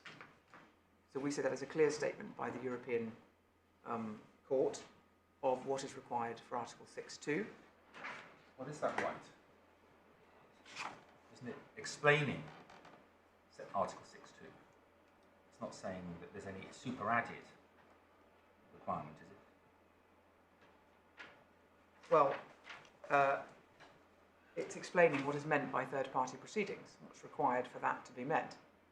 It says that it confers a special jurisdiction by reason of the existence in a specific situation of a particular close connection. Therefore, the Convention permits a single court take cognizance of the whole dispute. If you're suggesting that that means that a case which comes within the Article 6.2 on its face must have an additional requirement of there being a particularly close connection, I'm not sure that supports that proposition. Well, the European case law is such that the requirements are not always on the face of the article. My lord, there are two submissions here. In my submission, it's either defining third-party proceedings, or it's saying what the requirements are to be met to come within there for the purposes of the convention are to be found in the case law as well. My learned junior has handed me up a note saying see Article 6.1 and Cal Phillips, but I don't have a reference for you on that, so I'll try and... But perhaps the next sentence is the one after. Consequently, the connection between the main action and the action on the guarantee is sufficient to confer jurisdiction on the court dealing with the latter, irrespective of the basis for jurisdiction in the main action. So that would seem to be telling us that the connection confers jurisdiction. But all that is saying is if it's a third-party claim brought within the original proceeding, then that's enough. Is it? No, my lord. Don't believe that is what it's saying. I mean, normally the European Court, when introducing freestanding conditions for things, says so.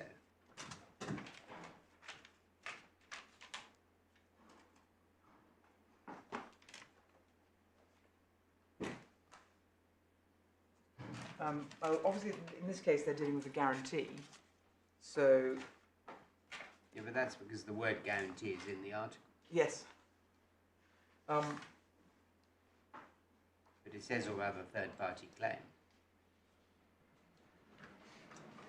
Well, it's in my submission, it's partly explained by the fact that what we're dealing with here is a derogation and an exception to what the fundamental rule is, which is domicile. And explaining that requires explaining the function and the purpose of the article. And that's what requires the sufficiently close connection, and that's what requires the third-party proceedings to have that. So there are two ways of looking at this model. I say that comes in at the threshold stage for jurisdiction, but if you're against me on that, I say it comes in under the discretion stage as well. So my primary submission is to get in there at all, you've got to show a particularly close connection in those. I mean, it's not a question of whether we're against you or not. We are very keen, or I am, to get the law right. I know it's eccentric. And looking at Article 6.2, it doesn't look to me, I mean, it is worth going back to Article 6.2 because it doesn't look to me to be introducing a lot of conditions. It simply says, and this is a treaty that for this purpose has been included in our law, that a person domiciled in a state bound by this convention may also be sued as a third party in an action on a warranty or a guarantee. That's not this case. No. So it may also be sued in any other third party proceedings in the court seized of the original proceedings, unless these were instituted solely. Now, what are these? Presumably, the third party proceedings were instituted solely with the object of removing him from the jurisdiction of the court which would be competent in his case. Yep. So, I mean, what I understand by that is that a person domiciled in a state bound by this convention may also be sued as a third party in any other third party proceedings, and that presupposes that the jurisdiction in which they're brought allow the third party proceedings, so they can't be strikeable. Yeah. Unless it's an abuse, I think that's what you said, and unless there's some ulterior motive. Well, that's what my own friend relies on, the last clause of that. Right. Now, Yes, I where accept do we that. get... So where is the room for requiring I mean, except by way of explanation as to what third-party proceedings are. I mean, I'm a little bemused because I don't understand third-party proceedings to be a term of art in any other European context except English law.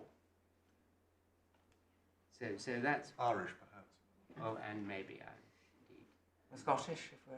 Well, I don't know about doubt that. it. I Yeah. expect they've got a better name. I expect they've got a much more colourful name for it in Scotland. But I don't remember what We it is. don't call it. No, we call it additional. No, we don't, Yeah. but we did that. I mean, when one looks at these European instruments, you sometimes find that the English had quite an influence on the drafting. And they said, oh, you've got to have third-party...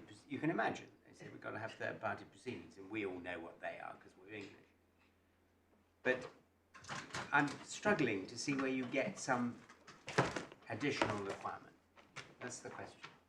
Well- Could I, before you answer that, could I add to that? The further issue is that in 6.1, there is an express requirement that the claims are so closely connected. Yeah. A requirement which is conspicuously absent from Well, 6.2. I sort of anticipated this point, and I apologise. I have a case before me that I haven't provided a copy to my learned friend, or indeed to the court, Because it it's was the on most important case that Well, we need to look I at, I mean, bet. Anyway, our... let's I look at hope it isn't, and I extend my apologies to Mr. Tenner and to the court, because it was a case on Article 6.1, and it wasn't directly on point. So my learned junior and I argued whether we should be bringing it to the court's attention or not. But the reason it's relevant, in answer to Lord Justice Phillips' case, and I'll stop the mystery and tell you what the case is. It's Public Institution for Social Security and Banque Pictet. Right. Your ladyship will be aware of this case, since she gave the leading judgment last year. 2022 One Weekly Law Reports 4193. I've got some dreaded hard copies. I don't really do hard copies. No, I was informed of that, and I apologise. If I can get it emailed to you in the course of his Public hearing. institutions versus Banque Pictet. Banque Pictet. I can email And- you a copy. Yeah. And this is a claim. Her ladyship may still be familiar with the issues that were argued. I appreciate there's been a bit of a passage of time since the hearing itself, back in Thank December you. Oh, sorry. 2021. But it was and is a big fraud claim against a defendant who was at the time with a Kuwaiti public body suing the defendant who at the time was domiciled in the UK, Mr Al-Rajan. And plenty of other people were sued too, as either being directly involved with assisting the fraud or receiving the benefits of the same. And some cases were taken in Switzerland because of in rem provisions, in rem property in rem. So there was all sorts of litigation taking place. And the question came before the court in relation to Article 6.1. I think under both Lugano and Brussels. And her ladyship, at page 4211, your ladyship summarised the provisions in relation to Article 6. And it'd probably be quicker and preferable if you read, please, from 46 through, and it's paragraph 50 I particularly rely on.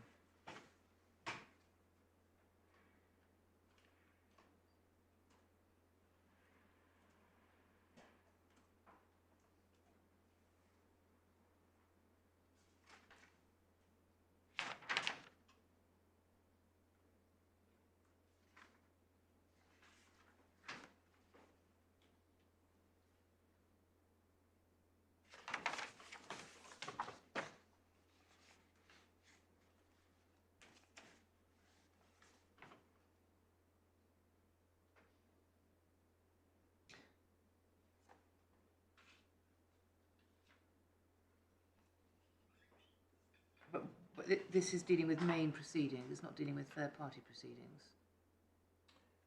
That's right, Melanie, but your ladyship's judgment was directed to Article 6 in general. Yes. Of course, the question was looked at was, I think, the co-defendant provisions Yes. under Article 6.1.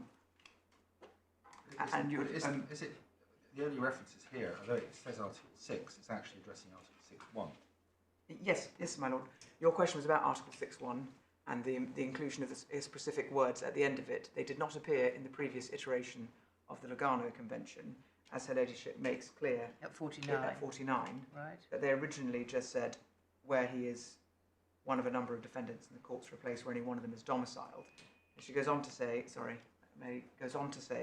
however, in his report, Professor Génard commented that in order for Article 6 to be applicable, there must be a connection between the claims made against each of the defendants, as for example in the case of joint debtors. So this is even without those words, my lord. But it's still talking about 6.1. Yes. So your lordship said, well, what are we going to do? 6.1 expressly says those words, Yes. and 6.2 doesn't. Yes. And my submission is that it's always been the case, notwithstanding the subsequent inclusion of those words, this principle has always been the case. But in relation to 6.1. Yes. And those words were then added into 6.1, but not into 6.2. Yes, but I say that there's no reason in the world why they should be there in 6.1, and why in this case 6.1 and 6.2 should not be analysed or looked at with the same frame of reference, because that's exactly what they're doing. They're derogating in the same way. The fact that they're third-party proceedings rather than co-defendant proceedings doesn't introduce a principal difference between the way one analyses them, because the point is the same. Should you be taken out of your domicile? Should you, and what justifies that in the convention? And the convention has always held, whether that's co-defendant anchor proceedings or third-party proceedings, that it has this requirement of the closeness of connection. And indeed, I would rely on the words warranty and guarantee as examples of those in 6.2 to show the inherent nature of that connection. Otherwise, why include them at all? Why not just say any third-party proceedings? But you've got guarantee and warranty to show that that's obviously two claims which are connected with the main claim. So But it does say any third-party. yes, it does. But my point is, you wouldn't need to say warranty or guarantee if it didn't have any meaning. And the point is to centre it in proceedings which have a very close connection. It's described as a particularly close connection consistently in European authority, whether it's an application to 6.1 or 6.2. Here I say it makes no difference. They have to be interpreted consistently. Indeed, there's no reason not to interpret them consistently. And so Her Ladyship finds in paragraph 50, relying on the Calabellis judgment, which I at least adverted to earlier, that it appears therefore to have been intended from the outset, notwithstanding those words were not included, that the connection between the claims made against each of the defendants was required, a connection was required. The classic third-party proceedings, where the claim of the claimant in the third-party proceedings is dependent upon his liability in the main proceedings. That's exactly what we have here. It's a classic third-party proceeding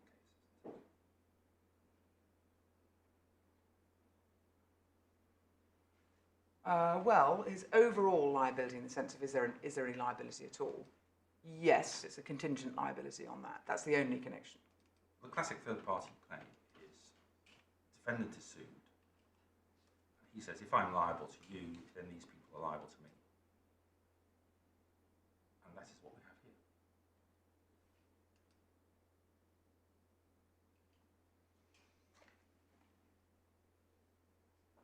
here. Well, I suppose you could argue that a classic, how far it takes us, but a classic third-party claim is a contribution claim, for example. Well, I'm not sure that's right, because that contribution claim is a different sort of claim to the usual, what I would say is, I'm referring to the classic claim, which is actually where parties are claiming any contribution to the same liability, same debt or damage.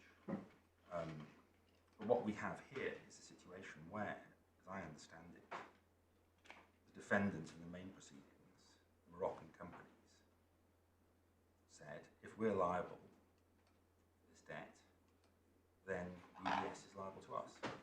Well, but they're not connected. I can come on to look at that. It's not if we're liable, then UBS are liable to us. It's that if we are liable for this money, then we have a completely separate claim against UBS But only on a completely only separate if we're liable. basis.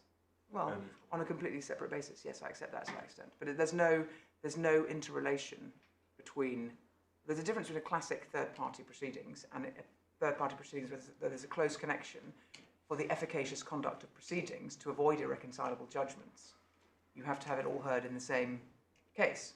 So I would say that's the distinction which the third-party There'd be proceedings... no point in finding that the Moroccan companies were liable, had a claim against UBS, but were entitled to recover against UBS if they in fact weren't liable for the debt. Well, that is the first starting point, my lord, but there's no reason why they couldn't have not sued at all and proven that in the claim in Switzerland, for example. So it may have been... That's always the case. Well, right. But what I'm saying is that where the facts don't overlap, that's what this is looking at here. The facts and the legal provisions that the court's going to look at don't overlap. For example, let's take this case. That's an example to use. That here, Mr Justice Knowles at the CMC in June 2021 separated the claims out. So some third-party claims are separable and some are not. And these are, and my submission is where they are not third-party proceedings which justify derogating from the fundamental principle of suing in domicile. That's what this provides for. Because you've got to get, this isn't a rule of basic fundamental application in Lugano, neither is it in Brussels. It's a derogation from that rule in order to ride roughshod over a national of the convention's right to be sued in their own domicile. Those third-party proceedings have got to be shown to be closely connected, that's the whole point, to avoid irreconcilable judgment for the good efficacious conduct of proceedings across the conventions. And if you can't show that, there's no reason why you should be able to ride roughshod over that fundamental provision.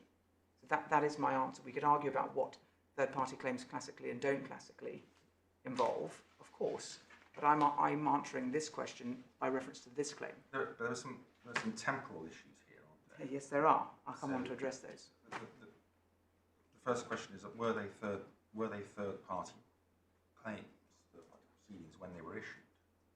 Yes, so my first submission is that the sufficiency of the connection is not close enough, so they never were. They never were closely enough connected to be considered third-party proceedings. At the moment we're looking at whether or not I need to show sufficiency of connection, but yes, my first submission is that they weren't when viewed on the face of it. So I start with Congress, and I still say that judgment has stood for an extremely long time for that proposition. The proposition I rely on it for, to say that there must be closely connected proceedings in order to justify overriding the domicile principle. And I say that that's the test my learned friend has to meet, relying first of all, as I say, on Congress. Those have then been applied, as the Master Rolls referred to, in a number of English authorities, starting with the two that I rely on in particular are Waterford, Wedgwood and David Magali Limited, 1999, International Litigation Procedure 9, a case of Charles Aldous sitting as a deputy. And again, that's in the authorities bundle, tab 29, page 640 to 41 is the bit that I rely on it for. Again, at this point, referring to it only for the purposes of the principles that the deputy judge laid out.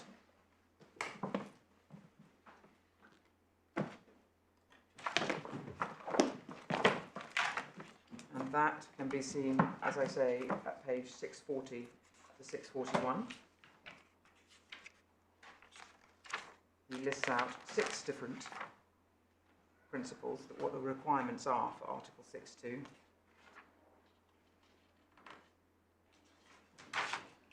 I mean, he set out these principles as if they're sort of written in stone.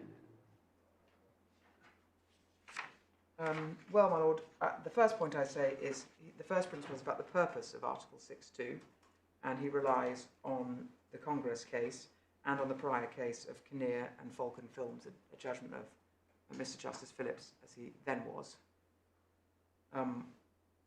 And he relies on what it's worth, Briggs. But not the same Not one. the same one. When it's sent out. No, Lord Phillips of Malta, I should say. I won't say no relation because I don't know. I think so. And then he makes the point in, well, two, I rely on all of these for establishing that it's a requirement, and two is where the learned deputy discusses whether it's sufficient if it complies effectively with our national rules, then RSC Order 16, as to what is a third-party proceeding.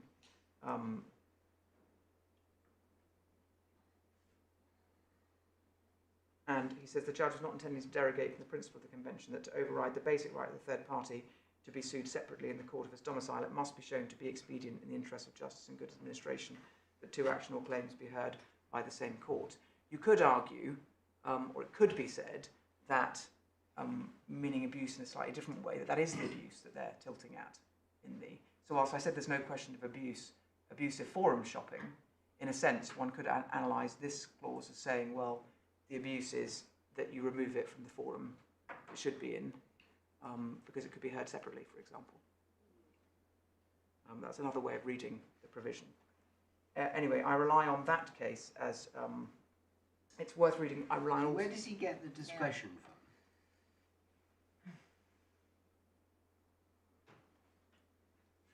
from? In C. I'm so sorry, my lord. Will it trouble you if I came back to the discretion? Because I will deal with that. And where No, that comes but from. where does he? I mean, he's setting out these wonderful principles. I mean, I have a little bit of a hobby horse about first instance judges doing this, but he's setting out these principles. And I'm just asking, while we're looking at it, whether he's given any reason for this, or does it just appear? Well, my lord, we say I have a whole separate set of submissions on the discretion point. Right, where okay, all right. And you're Come right to to point it out because I will I'll rely on it remember. when it comes to. That's why I wanted you to read the whole thing. Right. But I agree. I will hope to make that good, not just by Well, the reference. whole of this case. No, all of those principles are important Right. in my submission. Not treating them as a statute, treating them as that judge's statutory interpretation principles, but just as It's that never judge's. been to the Court of Appeal before. On this point, no, it doesn't appear so, my lord. As I say, the closest that we could get was the case of 6-1 for the Lady Justice. My lady's Carr. case. Yes. Exactly. We also rely on Barton and Golden Sun Holidays. That is the Win William case that your lordship was referring to in 2007, and that's in the authorities bundle at tab 7, page 66 is the beginning. Now the bit we rely on, again, just looking at this point as a matter of principle, is at page 66. Mm-hmm.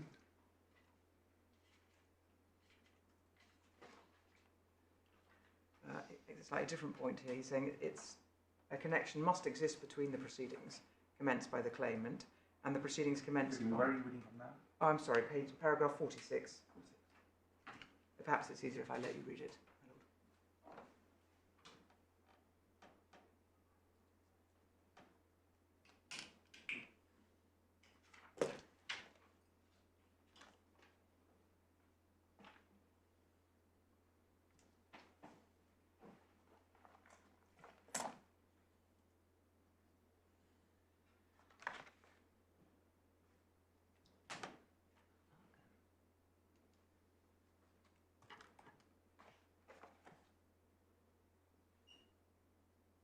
And Hagen was shorthand for Congress. It is. Sorry, yeah. So, yeah, and paragraph 11 I've taken you to. Yes, I see. I mean, this has to have an autonomous interpretation, the treaty, Yes. the convention. And it cannot be dependent on municipal law. Well, I'm going to deal with that point as well, my lord, because that is right and not right at the same time. Oh. Because maybe that's a polite way of me saying I don't entirely agree, my lord, because the whole point about third-party proceedings is that they are what they are is a question of national law. So when one's looking at a jurisdiction, there isn't, and your lordship referred to that earlier, what does that mean across different convention countries? Well, I put to you, I think, Yes. that it meant what is understood by that in the national jurisdiction, but that would be strange. Well, in my submission, that's what makes Article 6.2 particularly difficult to apply, and why there's always reference to the purpose of Lugano, and there's always reference to the irreconcilability of judgments, and why it's construed within those confines, and why, when, for example, when you come to look at the discretion, that discretion is narrow to make sure that, to ensure this point your lordship has raised, to ensure that where national courts can derogate, they only can do so to the extent, can make their own discretion about what that means. They can only do so in a way which is in accordance with those, I won't say requirements of the convention, but with those purposes of the convention, to ensure that there is, as far as possible. Shouldn't we be looking at the Vienna Convention on the interpretation? If we are, I shall have to procure that for you over the lunch break. Well, no, I'm just thinking that it's. I mean, there must be the court must have thought of what third-party proceedings means, because in theory you could say, you could have a rule in a different court under a different law that you could bring anybody into third-party proceedings. Yes. To resolve quite different issues. Yes, my lord. Then there'd be an abuse under the caveat.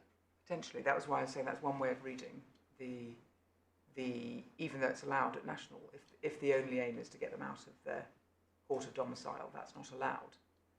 In fairness to Mr Justice Wynne Williams, I should point out that he does go through all the case law. I took you to the end of that analysis, but if you might want to start, and I apologise, given your lordship's indication as to the curiosity on this point, I should have invited you to start at page 61 of the bundle. The judge has just started dealing with the second issue on it was actually appeal before him. And you can see from the bottom of page 60, Miss Pollard was attempting to persuade the judge that the proceedings were not third-party proceedings within the meaning that should be given to that phrase under Article 6.2. So exactly the point your lordship has raised. And he goes on to consider, well, it may be that your lordship and your ladyship wants to read that in due course, but we say we go through Cala Fellis, which was also relied on by my lady in the PIFSS case, and references to Congress at the top of page 62 of the bundle. And then he goes through the two first instance cases in England, which were Kinnear, Mr Justice Phillips question, and Waterford and Wedgwood in 64. So having done that, and they do bear close reading, the judge's decision is at paragraph 46, which is what I took you to first, on page 66. He describes it as being beyond dispute that a connection must exist between the proceedings commenced by the claimant and the proceedings commenced by the defendant against the Part 20 defendant before the Part 20 proceedings can be considered to fall within Article 6.2. And he says, probably quite fairly in my submission, it's not possible to define the nature of that connection, notwithstanding the understandable desire. Article 6.2 is understood and applied by all contracting states in the same way. That's straight to your point, my lord. And then he says it seems clear, however, that the connection must be a close one, and there's got to be a good reason to conclude for the efficacious conduct of proceedings. That's because it's a derogation that's overriding what would otherwise be a right to be sued in your own domicile. That it's for the efficacious conduct of proceedings that it's best that the claim be considered by one court. And where that's not best, for the efficacious conduct of proceedings, then Article 6.2 doesn't apply, it doesn't need to, it's a derogation. You can sue in Switzerland. That's how I say the close connection works and why.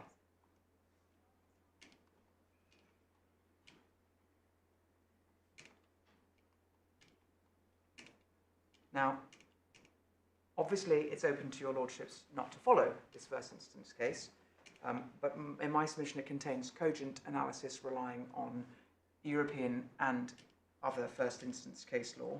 It's been the leading case in this area for over 15 years. I accept your Lordship's point. Court of Appeal don't appear to have considered this point before, but nevertheless, and it's consistent, as I say, with a wider body of authority, including European authority. Now, I also accept that in the world we live in now, it's open to your Lordships and your Ladyship to depart from that European authority if you feel you need to, albeit the court would need powerful reasons for departing.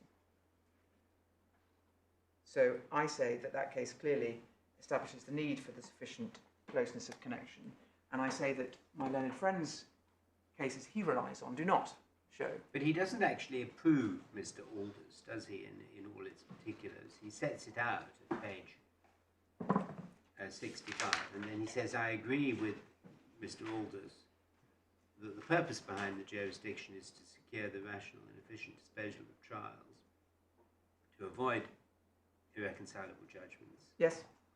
And I also agree that domestic third-party proceedings which merely happen to satisfy the national rules, which is really the point I was making, would not necessarily be regarded as any other third-party proceedings. And then he says what he says at 46.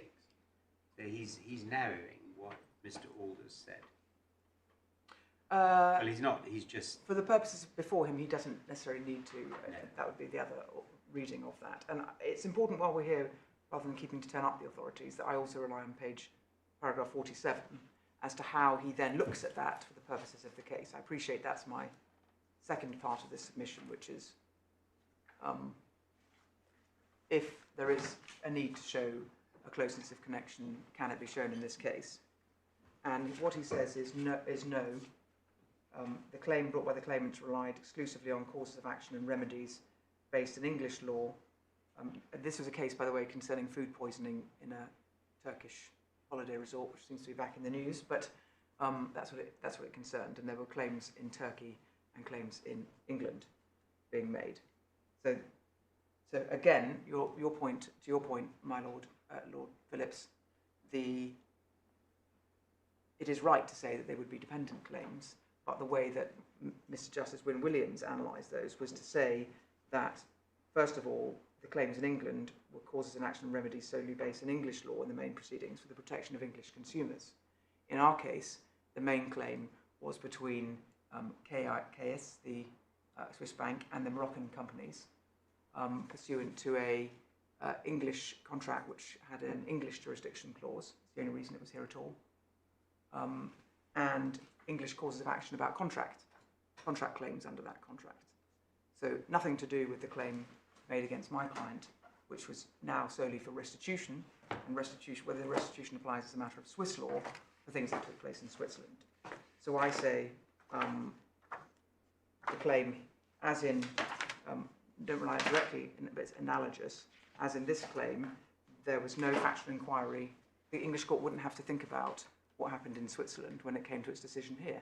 That's how it was separated by... In both claims, the key question is what is the nature and effect of the payment from the Moroccan companies to UBS? And that is the key question in both proceedings. And no, it didn't really arise in the underlying claim, in the main claim. In my submission, they're all contractual claims for unpaid invoices under gas contracts. And what was the defence?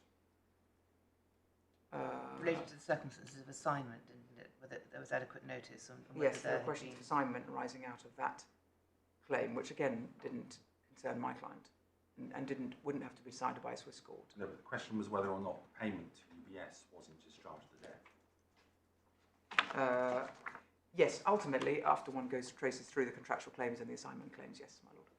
So in both cases, focused on the ultimate question was what was the nature of the payment, nature and effect of the payment to UBS.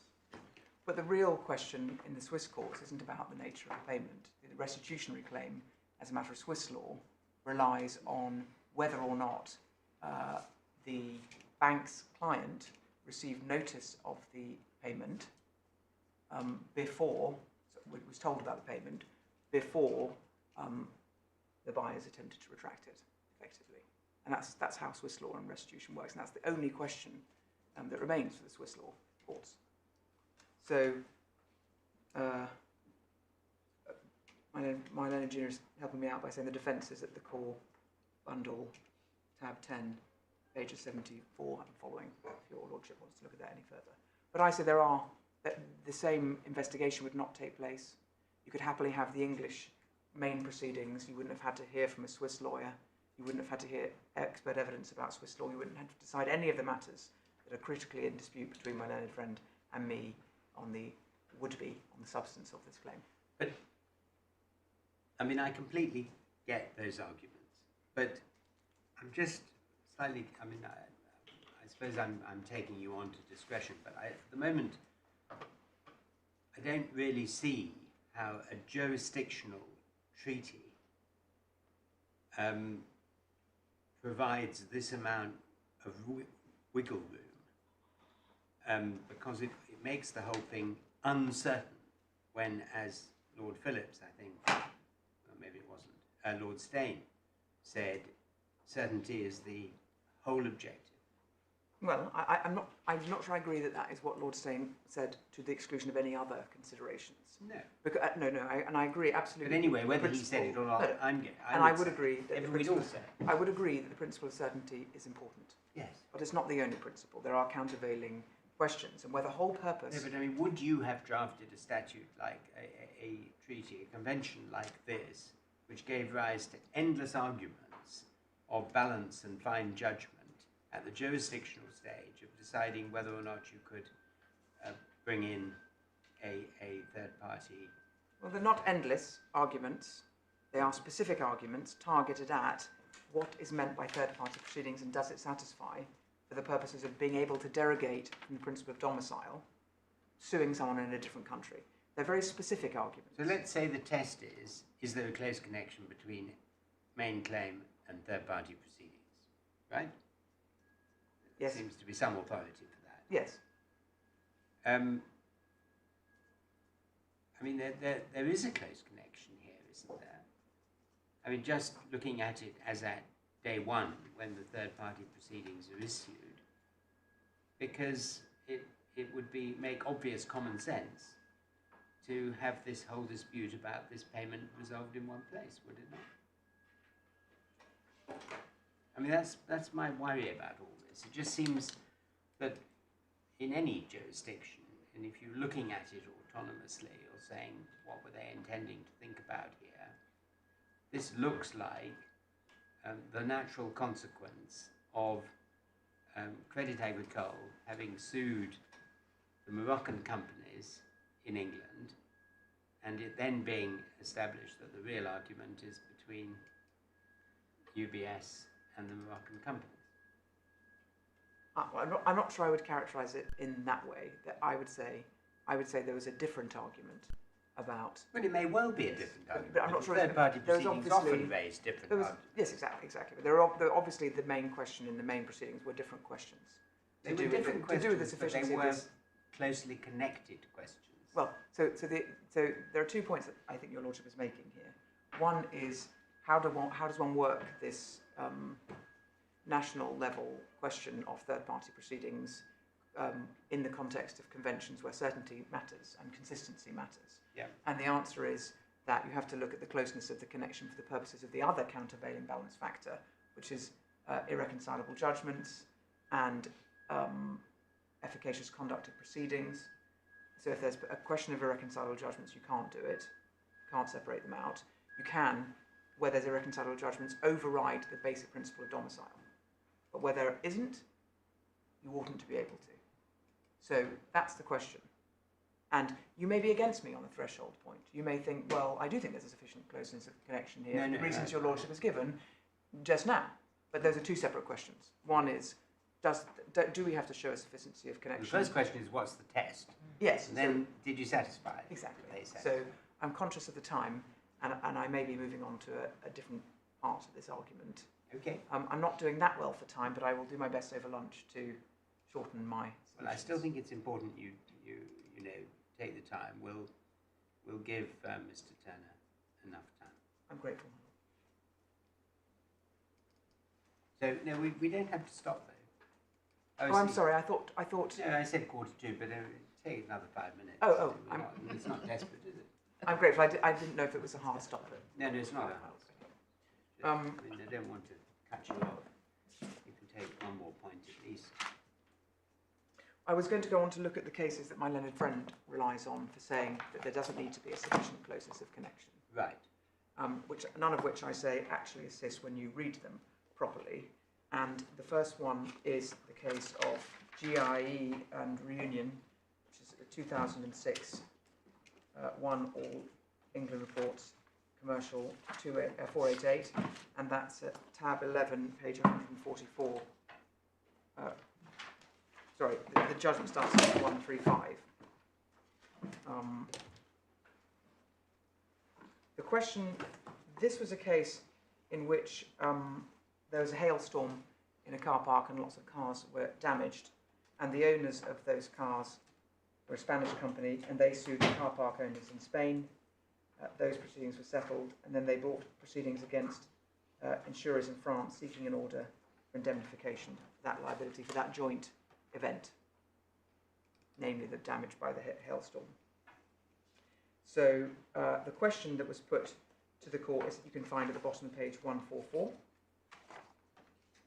paragraph 15, next to point letter H. Are third-party proceedings between insurers based on alleged multiple insurance or co-insurance rather than on a reinsurance agreement covered as a matters relating to insurance by provisions of section 3? That doesn't arise. 2, is Article 6.2 applicable when determining jurisdiction in the event of third-party proceedings between insurers? And if so, is such application contingent on there being a connection between the various claims within the meaning of Article 22, or at the very least on evidence that there is sufficient connection between the claims to demonstrate that the choice of forum does not amount to an abuse? My learned friend relies on this authority as saying, well, all that matters is the abuse proviso. But what's clear from the question, and it's important before one looks at the answer to look at the question, is that it was specifically and squarely asked about insurers. Between insurers, what's the position here?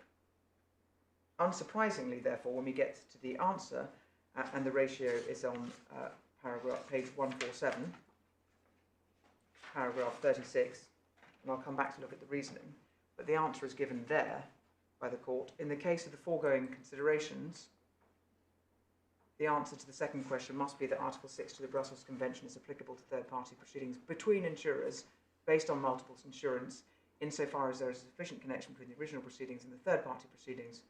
Right, so they're answering that specific question. And the reason I keep talking about insurers is because if you go back to look at their reasoning over the page at page 146, paragraph 31. You need 30 first. You need 30 first, that's right. And this is exactly, in fact, your Lordship may want to read 30 through to 36 anyway for how the court considers the questions we've been canvassing. Yes. I'm grateful, my Lord. But this particular point I'm making is that 31 says there is an inherent relation between an action brought against an insurer seeking indemnification for the consequences of an insured event and proceedings whereby an insurer seeks contribution from another insurer. So when you're talking about insurers in this type of claim, multiple insurance claim, there's already that inherent connection. You don't need to show anything else. All you need to show is that then, therefore, there's no abuse apart from that. So the very question about closeness of connection was already built in, pre-built in to that. That's what the court finds here. It doesn't assist where there's no inherent relation. In fact, it doesn't assist when you're not dealing with multi-party insurance claims, because that's the question they were asked, and that's the question they answered. So it doesn't lay down any wider principle as to the conditions of Article 6.2 in other circumstances, and it would be wrong to read this case as if it were a statute, as if it did so. My learned friend also refers to the case of Sovag and IF, which I... Well, that may be a good point to yes. Leave it, but we'll resume at 2 o'clock. Thank you. All right.